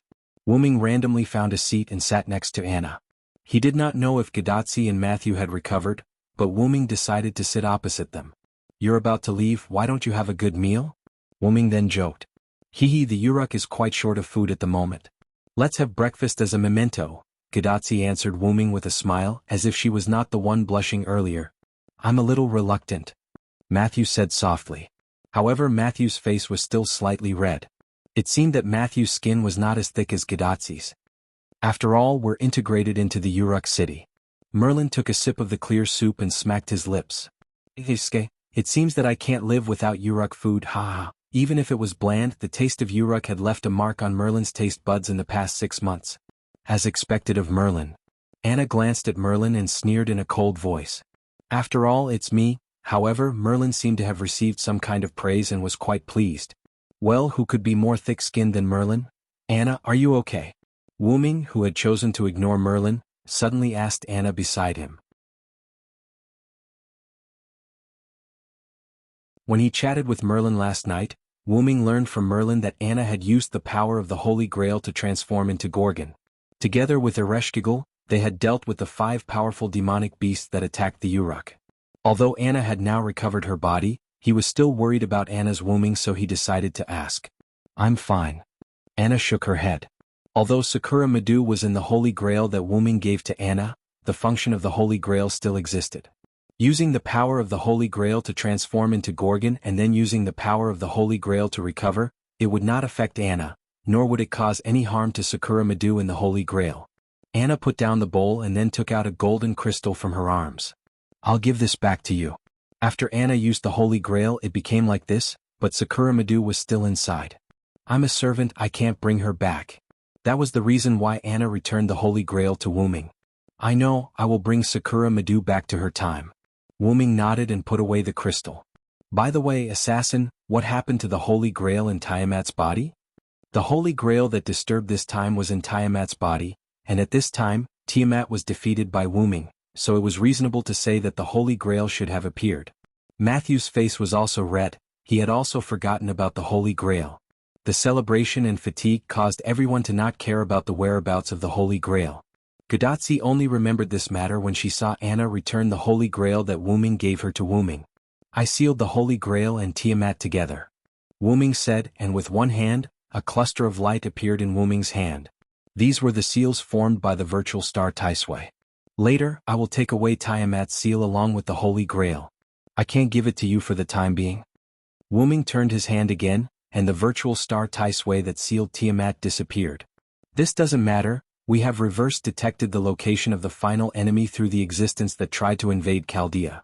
Roman's voice came from Gidatsi's wrist. The use of the Holy Grail in Chaldea was basically to analyze and find the person who made it. When Wu Ming stored the Holy Grail that sealed Floros in Chaldea, Chaldea was almost invaded because of it. However, it was a blessing in disguise. Chaldea unexpectedly located the location of the enemy through reverse search, so there was no need for the Holy Grail. "How about this, Roman? I will go explore first. Tachika will stay in Chaldea for now." What? Gidatsi looked at Wu Ming in confusion. She had passed through all 7 singularities, so why did she need to be so careful when facing the final enemy? Moreover, Gidatsi couldn't bear to see Wu Ming in danger alone. Similarly, Matthew couldn't do it either. Senior Villo, I think it's better for us to go with you. Little Eggplant was rarely serious. However, Wu Ming smiled. You've misunderstood. I just need to verify something. If I go with you, I'm afraid I'll hurt you. Both Gurgle and Mashu nodded their heads as if they suddenly understood. With Wu Ming's powerful strength, it was very likely that he would hurt his allies. However, Roman and Leonardo da Vinci and Chaldea noticed something. How could a strong person like Wu Ming accidentally hurt his allies? It was obvious that Wu Ming didn't want Gadotsi to be in danger. But in the end, Roman agreed with Wu Ming's decision. Alright then. Tachika and Matthew will go back to their rooms to rest after returning to Chaldea. We'll wait for Hyunryong's notice before we act. No matter what, Gadotsi wasn't as powerful as Wu Ming. She was just an ordinary person. If something happened to her, it would be over. Wu Ming nodded.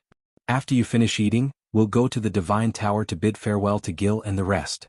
At the same time, Wu Ming also freeloaded a meal.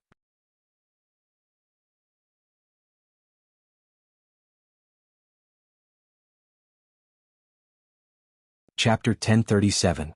At the bottom of the tower, Wu Ming, Gadotsi, Matthew, Merlin, Anna, Mayu and Ereshkigal came together.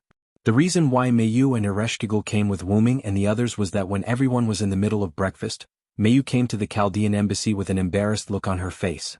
Mayu just came to Wu Ming, and the reason why she took Ereshkigal with her was to repay Ereshkigal for staying the night last night. She took Ereshkigal shopping with her. That's right, Wu Ming came back late last night and when everyone finished the banquet, Mayu left with Ereshkigal.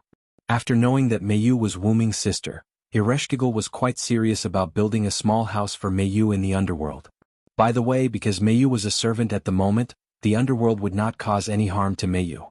Last night, Mayu and Ereshkigal slept in the underworld. At the bottom of the tower, the soldiers who went to report to Gilgamesh returned and invited everyone to enter the tower. Wu Ming and Mayu walked in the end because Wu Ming and Mayu whispered to each other. Mayu, I didn't take good care of you. How did you sleep last night? Wu Ming held Mayu's hand with an apologetic look on his face. First, he tried to remove the black mud that fused with Tiamat. After that, he talked to Gilgamesh and sent Gadotsi and Matthew back to the Chaldean embassy. After that, he discussed with Roman. After that, he thought about the clarity from Roman's words. After all these things were done, the sky was almost bright. Sister El is very good to me. You don't have to worry about me, Brother Wu Ming, and I'm not an insensible child. Feeling the warmth of Wu Ming's palm, Mayu responded to Wu Ming with a warm smile, indicating that she understood him. Wu Ming couldn't help but sigh. He suddenly remembered Mayu's problem when he was eating. Fortunately, Mayu could find him by herself. However, it was still thanks to Ereshkigal. I have to thank her later. Wu Ming thought as he watched Ereshkigal's back. Ereshkigal, who noticed that someone was watching her, couldn't help but blush and her body became stiff. Ereshkigal knew who was looking at her. Only Wu Ming and Mayu were behind her. It was not intentional. As if it was a coincidence, Gadotsi, Matthew, Anna and Merlin took the lead, and Wu Ming and Mayu deliberately stayed behind, so Ereshkigal could only be in this position. Ow, thank you for taking care of Mayu. Wu Ming, who walked quickly to Ereshkigal's side, thanked her. As for this name, it was a simplification of Ereshkigal. After all, Ereshkigal was a bit too long. No, it's nothing. Ereshkigal talked about her hair and waved her hand generously. Of course, it would be better if she didn't speak so nervously. You now have my divinity. The underworld can no longer restrict you. For the next period of time, you can live well on this land. This was both Wu Ming's gratitude to Ereshkigal and Wu Ming's sympathy for Ereshkigal's past. Yes, you are leaving soon. Ereshkigal, who was originally nervous, suddenly became lonely. This was the tragedy brought about by time travel. The two sides were not of the same era, and they had to be separated in the end. Humans basically prohibited or restricted the technology of time travel. This was also one of the reasons. Ereshkigal sped up and distanced herself from Wu Ming and Mayu. Brother Wu Ming, can't we meet Sister El again? At this moment, Mayu also seemed a little unhappy. Children were very emotional, especially little girls. Although Mayu had experienced life and death, it did not mean that she had adapted to it. On the contrary, Mayu was more sensitive to such things. In addition, Ereshkigal's temper and personality were very suitable for Mayu's liking. Mayu was familiar with her face, so the two got along well in this short time. For Mayu's question, Wu Ming smiled casually. How is it possible? When everything is solved, we can come to see your sister Elle again. We can even bring her to live in the modern world. For humans, time travel was a dangerous function that needed to be restricted or prohibited, but for Wu Ming, it was something that could be done casually. Really? That's great, Brother Wu Ming. Meiyu recovered again. Seeing Meiyu become emotional, Wu Ming touched Meiyu's head with some emotion.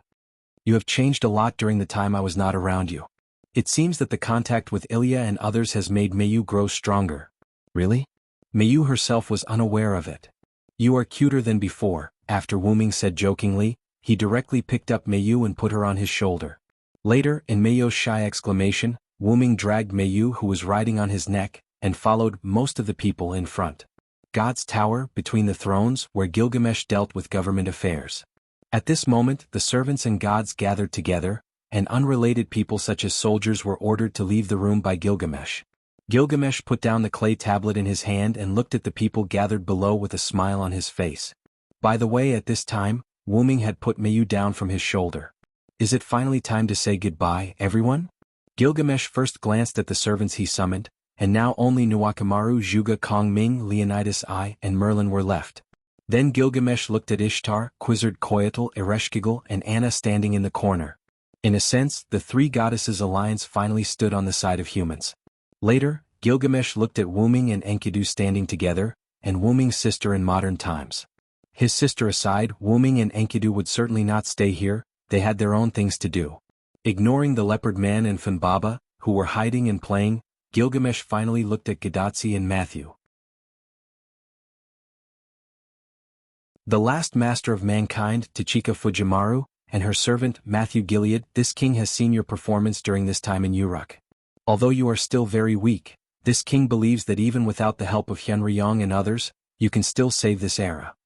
Gilgamesh's praise made Gadotsi and Matthew quite happy.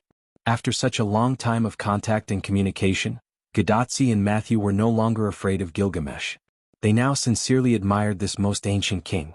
King Gilgamesh, thank you and everyone for taking care of us during this time, we will not forget you. This was a farewell. Gadotsi didn't just look at Gilgamesh, she also looked at everyone around her. Tachika, especially me, you have to remember me well. Quizard came to Gadotsi and hugged Gadotsi, making Matthew panic. And me, don't forget the great leopard man. No one knew when the leopard man ran over and joined in the fun. You are a master, maybe you can summon us as servants to your side. Ereshkigal's tone was quite serious. Although you can't summon us deity-level servants, that's all that matters, Ishtar said mercilessly with his arms crossed. Goodbye, everyone. Anna's farewell was quite concise. In Anna's view, even if a human master couldn't summon god-level servants, there was still a chance to meet them. Lord Fujimaru, you can try to summon me next time. I will kill all your enemies for you. Nuwakamaru seemed to have walked out of the shadow of sadness, worthy of being a warrior. Me too, but remember to exercise your muscles often. At the last moment, Leonidas I took off his helmet. Exercise of the mind is the most important thing. Zhuge Kongming interjected. However, as Ryder said, we are not god-level servants. You can try to use the fate left by your contact with us during this period of time to summon us. Zhuge Kongming took out a cigar from his pocket and lit it. I know everyone.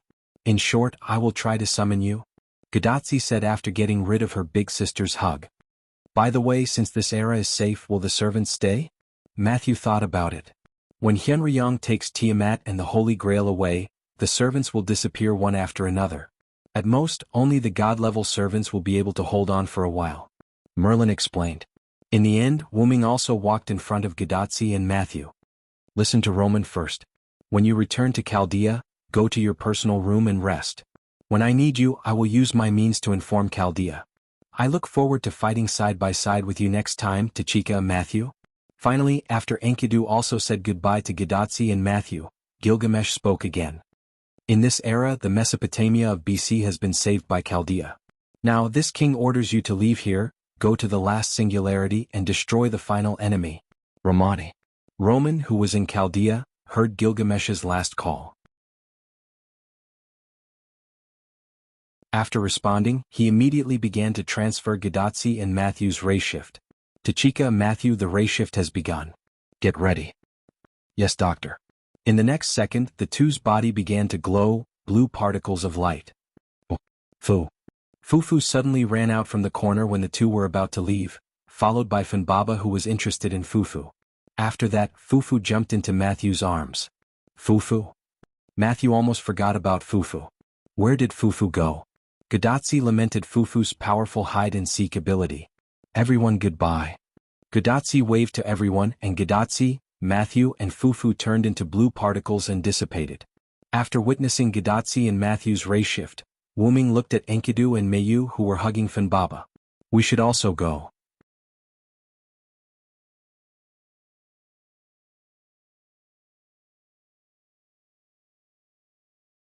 Chapter 1038.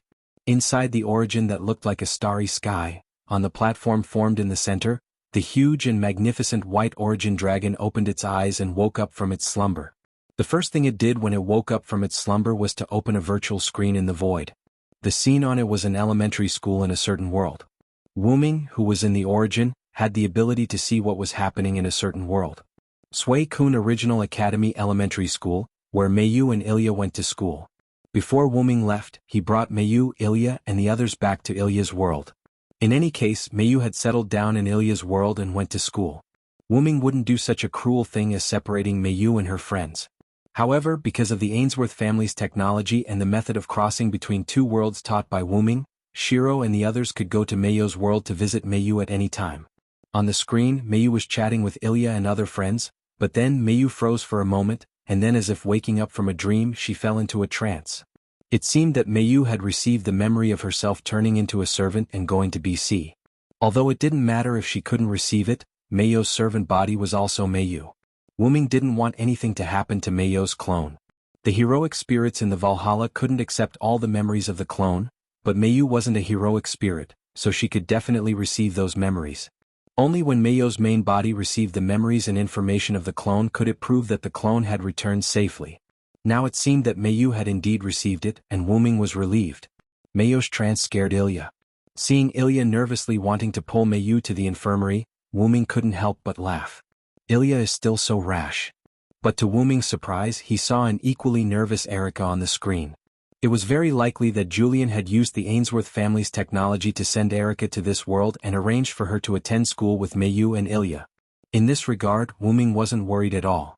Julian was probably just thinking about his sister and wanted Erica to experience the life of a normal person. Julian was like an elder brother now. With a thought, the virtual screen disappeared. After all, Wuming only wanted to check on Mayu's condition and nothing else. Next, it's Tiamat, Wuming said. With a thought, a ball of light exuding the light of the universe appeared in front of Wuming. This was the illusory star Taisui that sealed Tiamat. Let's begin. As if God had said, "Let there be light," the illusory star Taisui was unsealed under the command of God of the origin. Countless black mud rushed out and fell into the origin. In the next second, the entire space of the origin seemed to have come alive and eliminated the black mud at the root.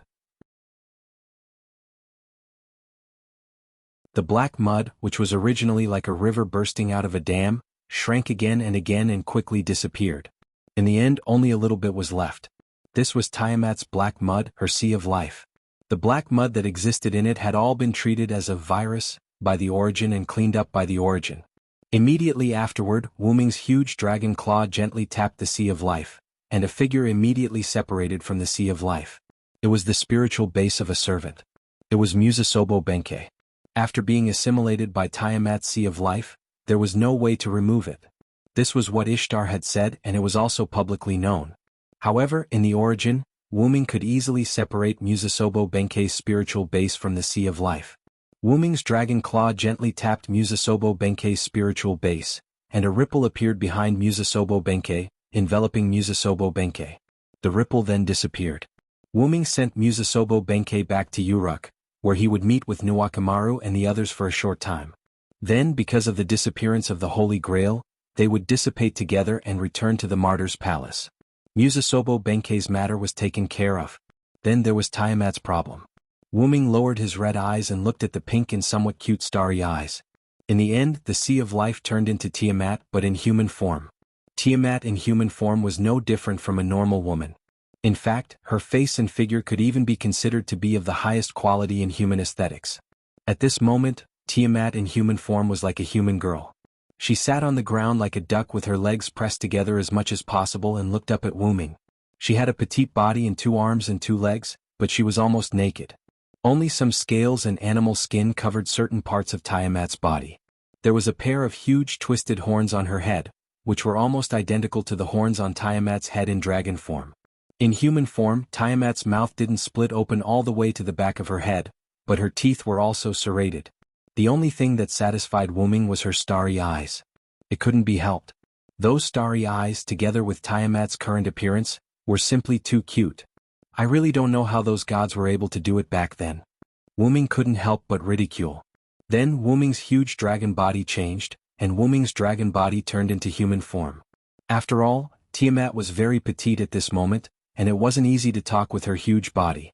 After landing on the platform, Wu Ming walked in front of Tiamat. Looking at Tiamat, who stared at him motionlessly, Wu Ming didn't know what to say. He simply sat down facing Tiamat, crossed his arms and thought silently. If he sent her back as a human evil, she would definitely be destroyed in the end. Wu Ming definitely wouldn't do that. Should he send her to another world? If it was another world, he didn't know if Tiamat's human evil ability would still work. Let's give it a try. If it didn't work, he would take her back and think about it at length. However, just as Wu Ming was thinking, Tiamat moved. Tiamat leaned forward slightly, stretched out her hands and hugged Wu Ming's head. Then, while Wu Ming was in a daze, Tiamat put Wu Ming down. Then, she placed Wu Ming's head comfortably on her lap. Obviously it was a knee pillow. Wu Ming didn't react at all. Or rather, Wu Ming was dumbfounded. Although the black mud was removed, Wu Ming also thought that Tiamat might attack him. However, he didn't think that Tiamat would give him a knee pillow. This was too ridiculous. Wu Ming couldn't believe it at all. However, it was quite comfortable. Child? My child? A delicate and ethereal voice came out of Tiamat's mouth. Wu Ming had some guesses about this. Tiamat's desire for children led her to treat Wu Ming as her own child, and the knee pillow was just a way for Tiamat to love her child. However, the one she should love wasn't herself. She should love someone else. Shaoan, come out for a second. Wu Ming swung his hand and threw out the golden chain wrapped around his arm. The chain turned into a beautiful green-haired person, Enkidu. Lord Hyunryong, do you want me to replace you? Enkidu smiled bitterly. She wasn't stupid and she had been watching from the side. How could she not understand Wu Ming's meaning? Just call me Wu Ming at this time. We're not in Uruk anymore, Wu Ming corrected her. Yes, Lord Wu Ming. Then Wu Ming nodded. Also, you're right. Come and enjoy mother's love, for me. Ever since Enkidu came out, Tiamat had noticed her. Enkidu smiled bitterly again and walked to Tiamat's side. Then, without a doubt, she was also put down and laid on Tiamat's knee pillow.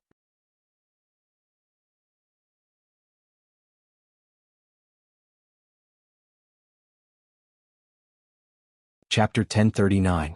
The current Enkidu was Enkidu after fusing with Kingu, so Enkidu could be considered Tiamat's son. That was why Wu Ming wanted to let Enkidu enjoy this motherly love on his behalf. However, why do I have to continue resting on my knees? Wu Ming tilted his head and body as if he was resting on a pillow. There's no other way, Lord Wu Ming. It's probably because you're also mother's son. Enkidu, who was also leaning on his knees, was facing Wu Ming with a smile of schadenfreude on his face. Indeed, Hyunryong's rumors mentioned that Hyunryong was Tiamat's son, and that Yulidim and the other magical beasts called Wu Ming Ramu. The connection must have been made. However, Wu Ming was not Tiamat's son. Even if it was fabricated, it should not affect Tiamat. Why would she really treat Wu Ming as her son? Although this knee pillow is quite comfortable, I still have things to do. After all, Wu Ming was going to find Gydia to solve everything. What was the point of resting on her knees? Tiamat seemed to have heard Wu Ming's words. She muttered and stroked Wu Ming's cheek. Child? My child? Then Tiamat moved Wu Ming's head away from her knee pillow. Wu Ming took the opportunity to sit up and look deeply at Tiamat. He did not expect Tiamat to be so understanding. It seemed that she was still thinking about her child. How about I raise her as a stepmother? Wu Ming had this idea. Hearing those words, Tiamat's starry eyes involuntarily lit up. She appeared to be very happy. Lord Wu Ming, mother is probably happy that you've acknowledged her as your mother. Enkidu understood Tiamat. She could tell that Tiamat was very happy. As she spoke, Enkidu tried to sit up. However, Tiamat pressed down on Enkidu's head and stroked it. Wu Ming smiled helplessly. It was not a big deal to have a mother out of nowhere. It was better to have a long-term plan. However, Wu Ming did not directly reject this idea. Let's not talk about my matters for now. I'll have to trouble you to stay here and enjoy the motherly love for me. Similarly, Wu Ming also stroked Enkidu's head. Then I'll have Kalis follow you. If you don't bring me along, I'll be worried. Enkidu's face was slightly red, but she was very serious. I'll always be with Master. Kalis on Wu Ming's head made her presence felt. My backup machine is also close to perfection. I can guard the great source on my own. Then Wu Ming turned his head and looked into the void. In the next second, little Wu Ming No. 1's backup machine suddenly appeared out of thin air. Then the backup machine steadily walked to Wu Ming's side and laid down on the platform. Once an external entity attempted to enter or attack the great source, Wu Ming's backup machine would be able to defend against it. Using an analogy, the great source was the home, and Wu Ming's backup machine was the AI butler. After Wu Ming activated the backup machine, his body suddenly transformed into a gigantic great source dragon. Then I'll be leaving. In the next second, the dragon flew to the side, and disappeared as if it had fallen into an illusion. Go early. Come back early. Tiamat waved her hand stutteringly at the direction where Wu Ming disappeared, looking very much like a mother sending her son off. Looking at Tiamat like this, Enkidu was a little jealous. You love your child so much, why did you abandon Kingu? Enkidu and Kingu fused at the Mesopotamia singularity. Tiamat's abandonment of Kingu was naturally engraved in Enkidu's mind. No, Tiamat stuttered as she explained. Enkidu's eyes lit up when he realized that there might be something behind the scenes. He quietly listened to Tiamat. Tiamat also stuttered as she explained. However, because of her stuttering, it would probably take a while. Between the worlds. In a large world filled with scenes of the universe, huge transparent spheres floated there one after another, like stars in the universe. These huge spheres were worlds. At some point, a huge white figure suddenly appeared. It was Wu Ming in his dragon form. No matter how many times I come, this scene always amazes me. Wu Ming's huge dragon eyes flashed with the light of the universe. Worlds existed in this way, and Wu Ming was very interested in this phenomenon.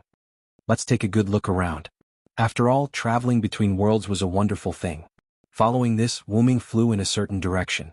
Wu Ming had gone to find Gidia last time, so he naturally remembered the route. However, even if he did not remember, Wu Ming could still find Gidia by relying on the attraction of their origin powers. Not only had Gidia become stronger, but so had Wu Ming. In other words, as long as he stayed in the Great Origin, Wu Ming would continue to grow stronger. In addition, Wu Ming's body had experienced many years in the box world, and the passage of time had become the best catalyst for Wu Ming to become stronger. However, the origin dragon before and after reaching adulthood were two different existences. The difference was like the difference between an ant and a dragon. As an existence who was only one step away from becoming an adult, origin dragon, Wu Ming could sense this. In fact, it was best for Wu Ming to wait until he reached adulthood before finding and killing Gidia. That was the safest way. However, time waited for no one. Who knew if Gidia had comprehended something from the Black Origin mud, or if he had analyzed the power of the Black Origin mud? And most importantly, Gidia must have had something to do when he burned the human essences, and Wu Ming had to stop him. Now, it was too late for Wu Ming to figure out how to cross that step and reach adulthood. As mentioned before, the adulthood of the origin dragon wasn't something that could be achieved with time alone.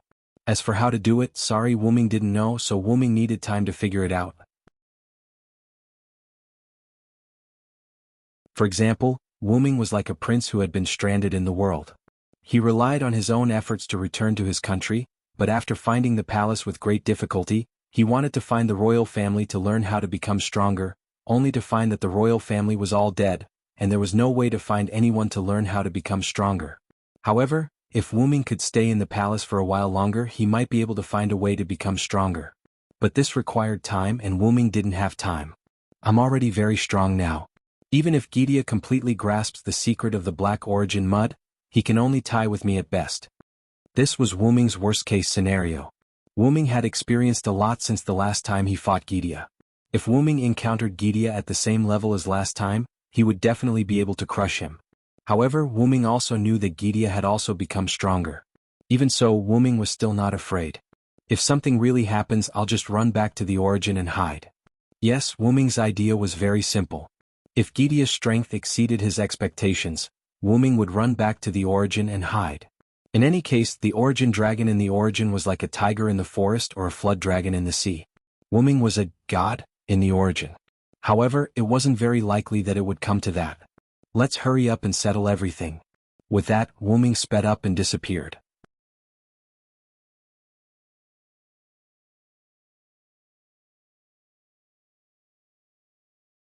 Chapter 1040.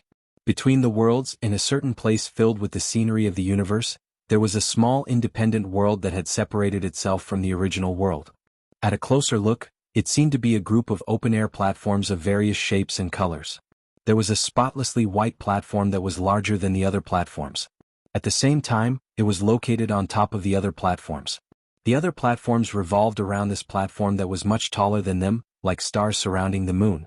On this spotlessly white platform, there was a spotlessly white jade seat in the center. If it wasn't for the dark universe with specks of starlight as the background, but instead the blue sky and white clouds, this place would probably be a beautiful scenery. However, the spotlessly white jade seat contrasted with the cosmic-like background between the platform and the world, making it stand out and rather eye-catching. On the jade seat on the platform, there was a humanoid existence that was much taller than ordinary humans, sitting upright on the jade seat. He seemed to be the master of this independent small world. He was Gidia, the existence that had impersonated King Solomon and commanded the 72 demon god pillars, the demon god King Gidia. At this moment he seemed to be waiting for someone. Not long after, a spotlessly white figure flew over from the cosmic-like sky. It was Wuming in his dragon form. "You seem to be waiting for me." Wuming's voice came from the mouth of the origin dragon. Unlike his original rough voice, Wuming's voice did not change when he was in his dragon form. "Because I knew you would come looking for me." Gidia's voice was as rough as ever. "Then do you know that today is the day you die, Gidia?" Wuming opened his huge dragon mouth, gathering white flames that contained the power of origin. Then he instantly shot it out. This was a killing move filled with power. Rumble. The sound of something huge moving was heard. Countless vines appeared out of nowhere, forming a net that blocked Wuming's flames of origin. The net could not withstand the burning of the fire of origin. In an instant, the vines that made up the net were broken and burned to ashes. However, in the next second, new vines would appear to fill in the gaps in the net. Only then was Wuming's origin flame blocked. However, upon closer inspection, it wasn't vines that formed the net. Instead, it was pillars of flesh that were covered in eyes. These pillars were the 72 demon god pillars. No, they should be called the 71 demon god pillars now. After all, the concept of Floros was sealed in the Holy Grail by Wuming and given to Chaldea for safekeeping. However, even if one of the 72 demon god pillars was missing, it didn't matter. The concept of 72 demon god pillars, as a whole, could still be maintained. Therefore, these pillars would never be destroyed, and the only way was to get rid of Gidia. Even if Wuming's origin flame could burn these pillars of flesh, they were indestructible and could be said to be infinite. The net formed by them was not easy to break through, so there was not much point in continuing like this. As a result, Wuming stopped spewing fire. "You have always been so impatient, origin dragon." It was unknown what had happened to Gaia, but she was calmer than before. Her strength had also increased. Just the fact that his command blocked Wuming's attack was enough to prove this. If Gidia in the past was a stray hyena in the wilderness, then Gidia was now a lone tiger in the forest. "Looks like you really obtained something from the black origin soil." Wuming's huge dragon eyes flashed with an expression of, "as expected." "Actually, it's all thanks to you." Gidia was still sitting on his jade throne, looking rather calm. "I originally wanted to detonate all the black origin soil I summoned to blow you to smithereens. But I didn't expect the power to affect me as well." Sure enough, Gidia was the same as Wuming at that time, heavily injured by the black origin soil. However, the damage caused by the black origin soil became a catalyst for me, allowing me to successfully obtain the power of the origin. After Gidia finished speaking, a huge amount of magic power rushed out of Gidia's body. This magic power contained a large amount of origin power, which was exactly the same as Wuming's. So what? At best, Gidia stood at the same height as Wuming. In other words, Wuming was the orthodox, while Gidia was the heretic. However, Gidia did not care about Wuming's disdain. Instead, he changed the topic. "Do you know why I wanted to burn human reason?" Wuming naturally did not know. "Humans are ugly, cruel, bloodthirsty, and full of evil." Gidia began to criticize humans. Although there are excellent and kind humans, it is undeniable that most humans are pests on this planet. They are trash, a danger that must be eliminated. Gideon was a little agitated. He even stood up and spread his hands. I want to destroy humans, destroy human history, destroy the proof and records of human existence, and destroy these existences that make me feel disgusted. If that was the case, it was obvious that Gideon had done it. Human history had been burned. If it was not for the influence of Chaldea's magnetic field, humans would have gone extinct. However, this planet will give birth to humans again no matter what. This was something that could not be violated. This was something that would inevitably happen. At most, the next batch of humans and this batch of humans would have some differences, but they would be the same in essence. They would be ugly, cruel, and bloodthirsty. Therefore, I want to use the entire human history that I have burned as fuel to help me return to the past, reshape the species that ruled this planet, and change everything from the root. This was the truth of the burning of human reason. Wuming snorted at this. Are you trying to say that you're great? Wuming had encountered quite a few of these self-righteous fellows. Shiro Amakusa Shurgen was one of them. They only thought that humans needed to be saved and changed, so they began to act. They did not care about the sacrifices that would be made in the process, or how many people would be sacrificed. It could only be said that these people had good intentions, but their methods were wrong. No one could dictate the fate of others. Not humans, not gods, not Gideon, not Wuming. However, Wuming also knew that these people could not be changed with mere words. Only fists could stop them. As for how to change their minds, that was not something that Wuming could care about. In any case, Wuming was not prepared to let them live. Gideon had already grasped the black soil and obtained the power of the origin. Any existence with the black soil would view Wuming as a mortal enemy. Wuming did not know if Gideon could be saved in this situation. As such, there was only one answer left, and that was to completely kill them. At the same time, Gideon was thinking the same thing. This was because Gideon knew about the existence of the origin.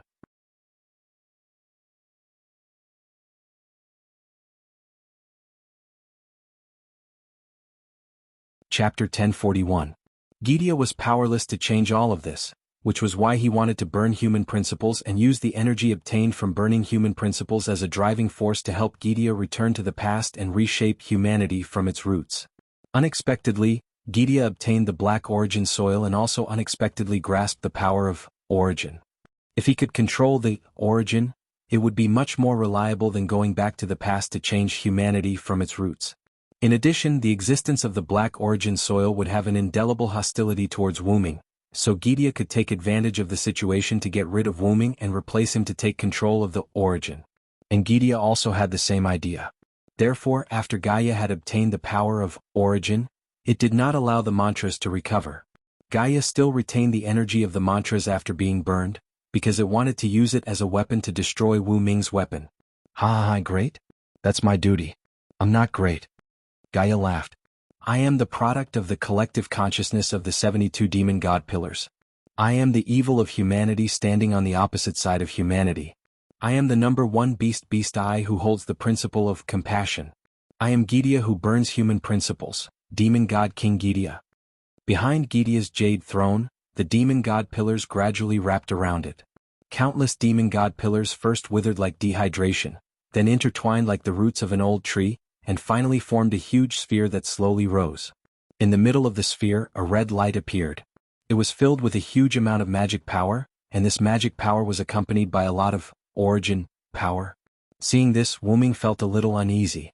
My duty is to burn human principles and reshape humanity. Everything I do is for this planet, for the world. And you will also become my fuel to help me reach the origin and save all the worlds. Along with Gideon's bold words, the red light in the middle of the tree behind Gideon suddenly expanded, and a purple ray that was magnified several times erupted at Wuming. Shoo! The sound of light shuttling between worlds was extremely ear-piercing. This light contained the power of origin, enough to destroy Wuming and completely enveloped Wuming. Not long after, the light gradually weakened until it dissipated. The huge tree ball also entered a charging standby state. The ray that penetrated Wuming and shot into the distance also exploded, causing the entire world to shake. Many worlds were affected. In fact, a few transparent spheres that happened to be in the path of the light directly disappeared. At Wuming's original position, the spherical light film covered Wuming's body, preventing Wu Ming from suffering any damage. This was the defense created by Wu Ming's armor of debate, and it needed to be powered by origin energy, so the barrier was covered in origin energy. Only origin power could fight against origin power. This was the law.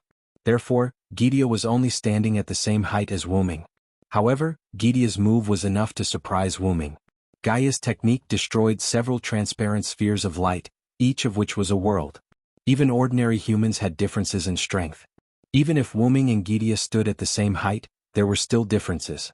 Judging from the attack just now, Gaia's offensive prowess had surpassed Wu Ming's. This guy can't be underestimated. Although Wu Ming didn't have the intention to underestimate Gidia, he was even more cautious now. However, Wu Ming didn't believe that Gidia's attack didn't have any limitations. That was the energy produced by the humanity that you burned, right? And since it was energy, there would be a time when it would be exhausted. One had to know that humanity only lasted for a few thousand years and wasn't endless. I don't have nearly endless magic power like you. Only by using the ashes of humanity that I'm going to use as fuel can I be confident in killing you. Even the Magus King Solomon didn't have endless magic power, so it was even more impossible for Gidia to have it. That was why he needed to use the energy obtained from burning humanity as fuel to fight against Wu Ming, who had nearly unlimited magic power. I have to say, Gidia, you are the strongest enemy I've ever faced. Wu Ming had encountered many powerful enemies, and they also had existences that could kill Wu Ming. However, they couldn't kill Wu Ming as easily as Gidia because they didn't have the origin power. Gidia, on the other hand, had the origin power and the origin black mud that countered Wu Ming. He could easily eliminate Wu Ming, provided that his attack hit its target. My dream was achieved by stepping on the corpse of your origin dragon. Accept your fate. 1. The huge tree ball behind Gidia was fully charged. The red light appeared once again and began to gather a huge amount of magic power with the origin power. It was obvious that Gidia was going to use the same move again. However, Wu Ming wouldn't give him another chance. Fear the one with wings. Evil people and powerful people are all afraid of me with wings. My wings will bring you curses. Evil people can't hit me. With the origin power, Wu Ming's figure suddenly disappeared and instantly appeared in front of Gidia. In the next second, a pure white dragon claw reached out and slashed at Gidia with unstoppable force. Indeed, Gidia had the origin power and could easily kill Wu Ming. On the other hand, Wu Ming, who also had the origin power, could easily kill Gidia. It was like both sides had max attack power but only 1 HP. The moment one's killing move hit the other, victory would be decided instantly. However, Gidia's attack range was too large. Once Wu Ming got close to Gidia, his attack would be restricted. After all, Gidia couldn't possibly fit himself into the purple light cannon's attack range. Gidia didn't want to take him down with himself. Therefore Wu Ming chose to get close. Wu Ming's dragon claw landed on the jade seat and immediately shattered it. Countless demon god pillars danced wildly and surrounded Wu Ming. As for Gaia, she flew to the side. Afterwards, Gidia gathered energy in his hands. The black mud mixed with tremendous magic power was shot out from Gidia's hands, shooting at the huge Wu Ming. Light immediately shone from Wu Ming's body. The huge dragon disappeared, replaced by Wu Ming's human form with the blade of salvation in hand. Wu Ming easily dodged Gidia's attack. Using the light produced by the dragon transformation as a cover, he continued to use the power of the phoenix to charge at Gidia. Swish! Gidia dodged in advance and slashed with the blade of salvation, only cutting off a corner of the burning branch above Gidia's head. Immediately, the broken branch that separated from Gidia's head was like a leaf that had been injected with sulfuric acid. It decayed and turned black until it shattered and disappeared. A large number of demon god pillars took advantage of the situation and surrounded Wu Ming, twisting in a spiral and forming huge pillars. And Wu Ming was entangled in these twisting huge pillars. However, in the next second, sword light suddenly appeared and the huge pillar was directly cut in the middle. Wu Ming's figure turned into a streak of light and reappeared in front of Gidia. Afterwards, before Gidia could react, he raised his blade. Pa!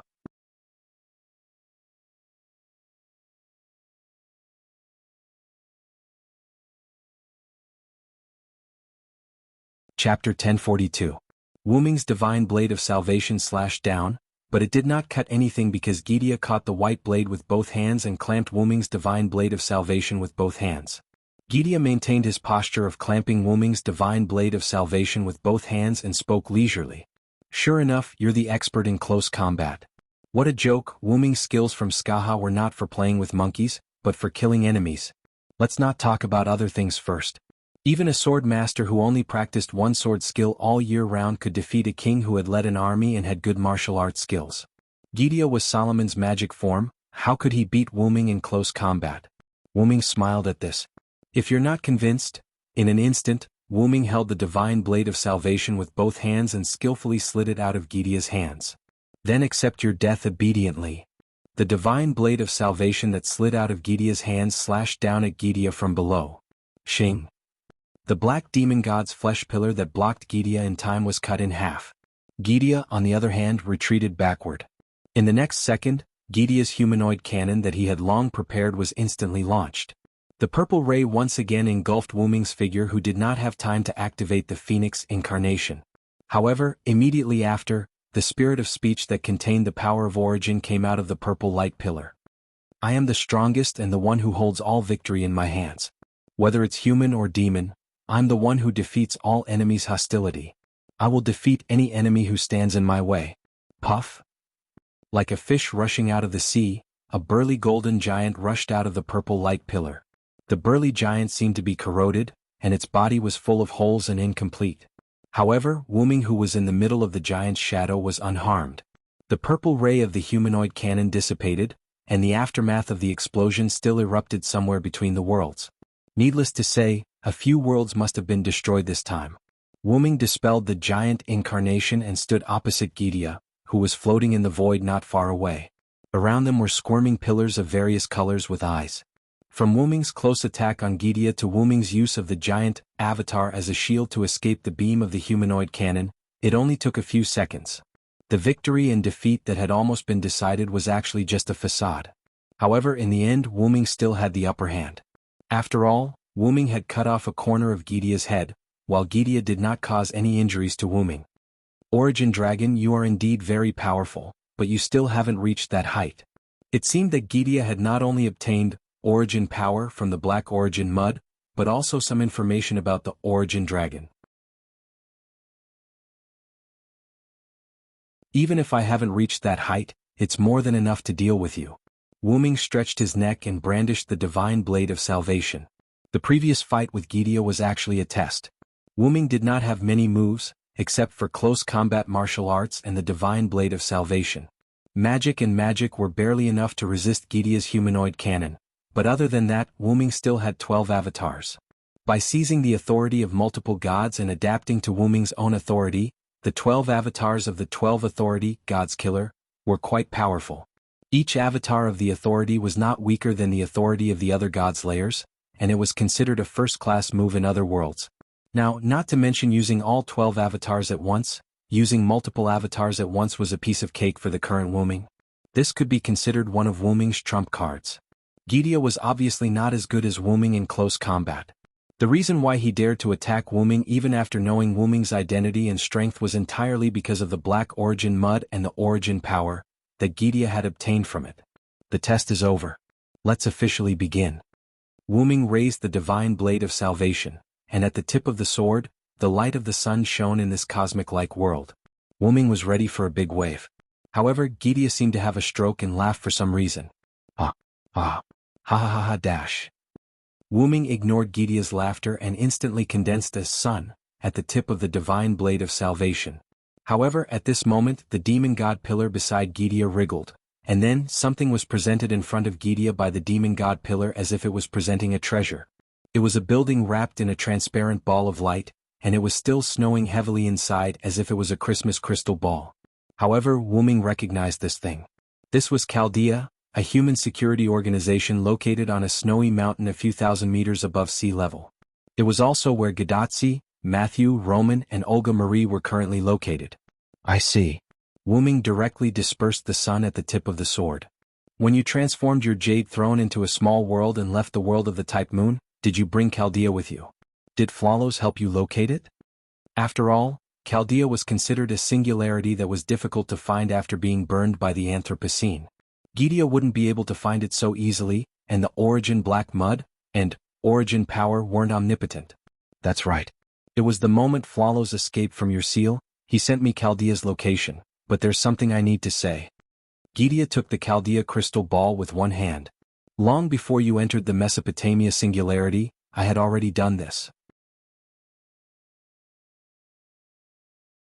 In other words, whether it was Gadatsi and Wuming smoothly arriving in Mesopotamia or successfully solving the problem of the Mesopotamia singularity, it was all under Gidia's control. So, it seemed that the reason why Chaldea was able to reverse locate Gidia's lair was actually because of Gidia's instructions? At this moment, Wuming couldn't help but frown.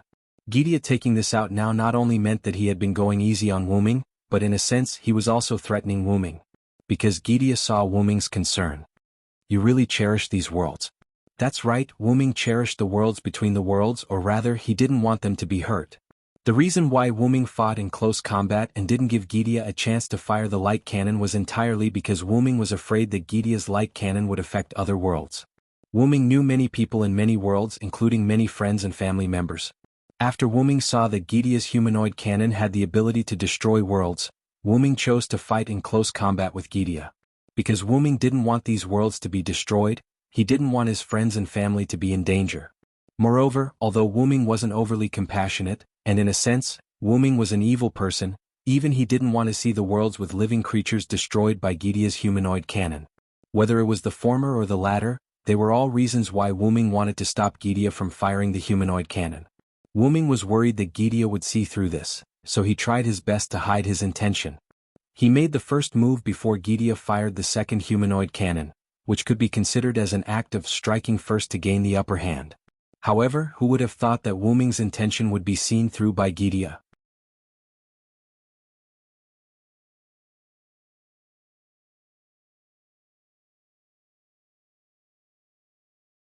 Chapter 1043. Are you trying to threaten me? Wuming went straight to the point. No matter what, Gaia was still a respectable figure. How could she do something so despicable as to threaten him? However, Gaia was kind enough to explain the situation. Why would I? I'm just telling you that Chaldea is under my protection. You don't have to worry about Chaldea being affected by our battle.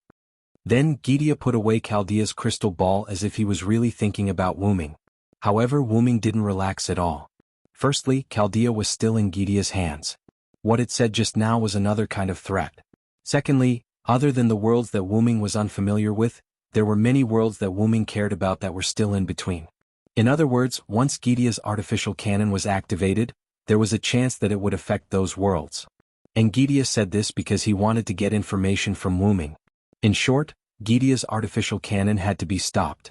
Otherwise, he would have to take it all on and not let the aftermath of the artificial cannon affect those worlds. All evildoers be afraid of my power. I am the strongest and I hold all victory in my hands. I will deny the sky, deny the earth. Make a pact with me, listen to my call and obey my command. Thou hast violated the contract and brought evil to the world. Bestow the torrential flood upon me. Let out a dazzling radiance and grant me divine power. Evildoers can't hit me. Wuming chanted the words of the 8 incarnations in one breath. Moreover, he condensed the 8 words into one sentence, forming a short version of each incarnation's spirit. Although it sounded a little out of place, the effect wasn't bad at all. A huge dark purple draconic shadow appeared around Wuming. A huge white and pure black divine blade of salvation appeared in the hands of the huge draconic shadow. Black clouds appeared above the huge draconic shadow and kept spreading to the surroundings. In this cosmic-like place, there was a storm, lightning, and thunder, and the seawater had already surrounded the entire Temple of Time. This is a new world. Gidia was surprised. Dark clouds covered the sky, and the sea surged under Gidia's feet. There was no end to the clouds and no end to the sea. The storm with lightning and thunder fell suddenly, and the sea surged violently, crashing into the Temple of Time. Gidia could sense that his Temple of Time and the demon god pillars had arrived in a new world. Without a doubt, this was a new world created by Wuming's spirit of speech. This way we won't have to worry about affecting the worlds in between. As soon as Wuming's words reached Gidia's ears, Wuming appeared in front of Gidia with the divine blade of salvation in his hand. The huge sword shadow of the divine blade of salvation slashed down at Gidia. Clang! Gidia blocked the attack. Gidia crossed his hands and clenched them into fists, and the sword shadow of the divine blade of salvation slashed at his fists. Upon closer inspection, it wasn't the fist that blocked Wu Ming's attack, but the ring on Gidia's finger. Although Gidia was a 3-meter-tall humanoid creature, his body was very different from a human's body. For example, Gidia's hands were enough to crush several people's heads at once. The 10 rings on his thick hands looked like brass knuckles. However, no matter how much they looked like brass knuckles, they were still just rings. Crack! Sure enough, there was a crack in one of the rings. Umph! Gidia suddenly exerted force and pushed Wu Ming's body away. As for the cracked ring on Gaia's finger, it shattered in an instant. Wu Ming, who knew Roman's identity, easily guessed what the 10 rings on Gidia's finger were. The broken one is a fake, right? Wu Ming wasn't in a hurry. Instead, he slowly chatted with Gidia. Gidia, who was suddenly attacked, wasn't angry. He followed Wu Ming's words and replied, "My king had 10 rings, but he only left 9 rings. One of them was missing, so I made one myself." The king that Gidia mentioned was King Solomon. As for the fake ring that Gaia had created, it was the one that had shattered earlier. But that's not important. We don't need a king anymore. I'm our king. In an instant, the man-made cannon that was already prepared at the back of the Jade Throne was launched. And the target was Wu Ming. However, Wu Ming didn't dodge this time. Because if he did, this temporary world that was hard to form would be destroyed by the cannon. Boom! Whoosh! Whoosh whoosh! Thunder rumbled, lightning flashed, thunder rumbled, waves surged, wind howled, thunder, rain, and waves rushed toward the cannon that was fired at Wu Ming as if they were alive. The moment they came into contact, the thunder, rain, and waves were dyed with a layer of black destructive power. The two collided in an instant. A huge explosion occurred in this world. White light illuminated this world that only had sea and storm. Wu Ming had returned to the route without anyone noticing. On the central platform, Wu Ming landed in his human form. "Lord Wu Ming? Why are you back?" After listening to Tiamat's explanation, Enkidu, who was still enjoying the pillow on his lap, instantly got up and came to Wu Ming's side. Tiamat didn't stop him. Instead, she sat aside obediently and didn't disturb him. "There's a problem. I had my clone stall Gidia for a while." "That's right." The clone that was fighting Gidia was Wu Ming's full strength. At that time, Wu Ming had used the simple spiritual language formed by the 8 clones: Dragon Seed, Giant, Storm, Annihilation, Flood, Thunder God, Phoenix, and Dependence. The ability of the Dependence clone was that when a clone was created, the clone would inherit 100% of the original strength. In other words, the clone could still use the 12 powers. Wu Ming had also given the Divine Blade of Salvation to the clone. The Divine Blade of Salvation, which couldn't be duplicated, could be considered as a cover for the clone. The Thunder God clone, the Storm clone, and the Flood clone, combined with the power of the root, formed a simple and crude world. After that, Wu Ming used the Phoenix to escape from this world. At the same time, he had the clone use the Phoenix clone to ambush Gidia. Even Gidia wouldn't be able to tell that it was a clone that was fighting it. The reason Wu Ming didn't fight Gidia was mainly because it wasn't easy. Gaia not only hijacked Chaldea, but its artificial cannons can also destroy the worlds between the worlds at any time and anywhere. Victory or defeat aside, there would be heavy casualties in the end. That was why Wu Ming had his doppelganger fight Gaia for the time being, delaying as much as possible. That was why his doppelganger and Gaia had talked about the ring. Unfortunately, Gaia did not give the clones a chance to chat.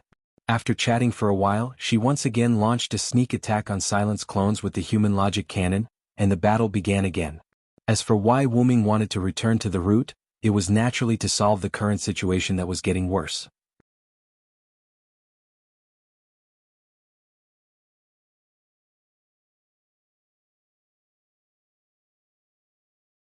Chapter 1044. Gidia had the humanoid cannon, and with its origin power, it could destroy any world in between with a single shot. Not only that, but it also had Chaldea as a hostage. If Wu Ming fought with Gidia for real, Wu Ming would definitely have some reservations. Therefore, Wu Ming returned to the origin and prepared to explore the secret of the origin dragon's adulthood. Only by reaching that height would Wu Ming be able to effortlessly deal with Gidia, save Chaldea, and protect the various worlds. At that time, Wu-Ming might also find a way to restore the worlds destroyed by Gidea's humanoid cannon. But how would Wu-Ming find out the secret of adulthood? As mentioned before, it would take time since he had no clue. But now Wu-Ming had a clue, which was why he escaped and returned to the origin. Gidea was injured by the black origin mud and obtained origin power from it. Wu-Ming looked at Enkidu and suddenly said, "So, I want to give it a try." As soon as he said that, Enkidu was shocked and his expression changed. Lord Wu-Ming? Enkidu had been by Wu-Ming's side for a long time, so he basically knew all of Wu-Ming's secrets. There was not much that he did not know. Therefore, Enkidu knew very well how harmful the black origin mud was to Wu-Ming. Most importantly, almost all of the black origin mud that wandered between worlds had been used by Gidea as bombs. There were so many of them that their power was unimaginable. Otherwise, Wu-Ming would not have chosen to leave his body and transfer his consciousness to the backup machine. Since the black origin mud between worlds had been summoned by Gidea and caused an explosion, there was no more black origin mud between worlds. Only some worlds still had black origin mud. After wandering around for a long time, the origin black mud accidentally entered these worlds. Wu-Ming had encountered black origin soil in quite a few worlds. The main body of Erica that Darius used was Pandora's box, which contained the origin black soil. When Wu-Ming was fighting against the last king, Roman, in the Godslayer world, he had accidentally shattered the world barrier. If he had not stopped in time, the origin black soil surrounding the Godslayer world might have entered the Godslayer world. The black origin soil also existed in the Star Cup, and it had even given the Star Cup its own consciousness. The origin black mud had once existed in the root of the origin, and had almost stolen Wu-Ming's home after Wu-Ming's return. Although the origin black mud in the box court world was brought in by Wu-Ming, it had also affected that world, and Az-Dakaha had changed a lot because of it. In the Mesopotamia singularity, Tiamat had also fused with the origin black mud for some reason. Her authority, the Sea of Life, had also fused with the origin black mud, and Tiamat had also become extremely strange and powerful. However, after all that had been said, one thing was very clear, and that was that the origin black mud had all been eliminated. There was very little black origin mud in Pandora's box, and after being sealed for so many years, it had weakened. After fusing with Wu-Ming, it had luckily been eliminated by the immature Wu-Ming. The origin black mud that had almost entered the Godslayer world must have been eliminated in the explosion caused by Gidea. The origin black mud in the Star Cup had fused with the Star Cup's consciousness, and was finally eliminated by Wu-Ming. The origin black mud in the Big Origin had also been eliminated by Wu-Ming using the power of the Big Origin. In the box court world, the origin black mud had entered Az-Dakaha's body, and was eliminated by Wu-Ming in the end. Even Az-Dakaha's soul had perished, and his body had been transformed into an absolute evil spirit base by Wu-Ming. As for Tiamat, Wu-Ming had also used the Void Star Taisui seal on Az-Dakaha's body to bring her to the Big Origin to be purified. In the end, Wu-Ming even had a mother? In any case, all of this meant that the origin black mud that Wu-Ming had encountered or known about had all been eliminated, and not a trace was left. There was no origin black mud between worlds. Only in some worlds there might be some origin black mud mixed in, but Wu-Ming did not have the time to look for it. Therefore, Enkidu's meaning was very clear. Not to mention the secret of using the origin black mud to trigger adulthood, there was not even a shadow of the origin black mud. But in the next second, Wu-Ming took out a ball of origin black mud. The ball of origin black mud, which had shrunk into a ball, appeared in Wu-Ming's hand as if it was afraid. It was as smooth and round as a black jade ball, and those who did not know would have thought it was a precious jade. Lord Wu-Ming? Where did you get this? Enkidu looked at Wu-Ming in confusion and surprise. Kalas answered Enkidu. When Master was fighting with Gaia, he took the opportunity to take some. That's right. When Wu-Ming destroyed Gidea's jade throne, Gidea used the origin black mud to attack Wu-Ming when he dodged, and Wu-Ming grabbed a handful at that time. In fact, when Wu-Ming first heard that Gidea obtained his power from the origin black mud, he had planned to get some origin black mud from Gidea for research. After all, who knew if Wu-Ming would destroy Gidea in the end? To be safe, Wu-Ming collected some origin black mud in advance and planned to test it out after killing Gidea. However, who would have thought that Gidea would add the threat of holding Chaldea hostage to the threat of the Anthropocene cannon? With no other choice, Wu-Ming, who changed his tactics at the last minute, chose to escape and let his doppelganger deal with Gidea, while Wu-Ming brought the origin black mud back to the origin to try and see if he could obtain the secret of coming of age.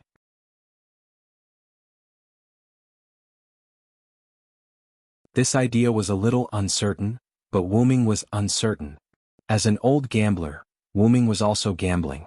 Wu Ming was not sure if the origin black mud could help Wu Ming obtain the secret of coming of age, so Wu Ming gambled on the good side and came back to try. Wu Ming had also been severely injured by the origin black mud together with Gidia, but Wu Ming managed to separate his mind from his body in time and went to the backup machine, so he did not know if the origin black mud had any effect on Wu Ming's growth. However, the reason why Wu Ming's body grew so quickly was probably not entirely because he stayed in the box garden world for a long time. The passage of time could indeed have an effect on the growth of the origin dragon, but the number of years needed was astronomical. Therefore, it was very likely that the origin black mud did have a promoting effect on Wu Ming's growth. It was a pity that Wu Ming had shifted his mind back then and did not experience the secrets brought by the origin black mud, nor did he know the changes the origin black mud had on Wu Ming's body. Thinking about it carefully, Wu Ming increasingly felt that the reason he was approaching the level of coming of age so quickly was very likely because he was severely injured by the origin black mud back then. Now Wu Ming did not know whether to laugh or cry. If Wu Ming's mind had not shifted to the backup machine back then, he might have beaten Gidia up by now. However, Wu Ming didn't regret it. After all, if the events of a certain time in the past were to change, then everything that Wu Ming experienced in the future would probably be completely different. Wu Ming cherished all the people and things that he had encountered so far. So regret? That was impossible. Although the origin black mud was indeed terrifying to Wu Ming, when he thought about the people and things that he had encountered so far, Wu Ming suddenly felt that the origin black mud was actually not that scary. Looking at the origin black mud floating in his hand, Wu Ming immediately made up his mind. You're tuning in to the Han Li's Wuxia Adventures YouTube channel. We're so grateful for your support, and don't forget to subscribe to join us on this incredible journey through captivating stories. Your generosity through donations truly makes a world of difference, as it's the primary source of revenue that allows me to expand and enhance this channel for you. Thank you from the bottom of my heart for being a part of this adventure.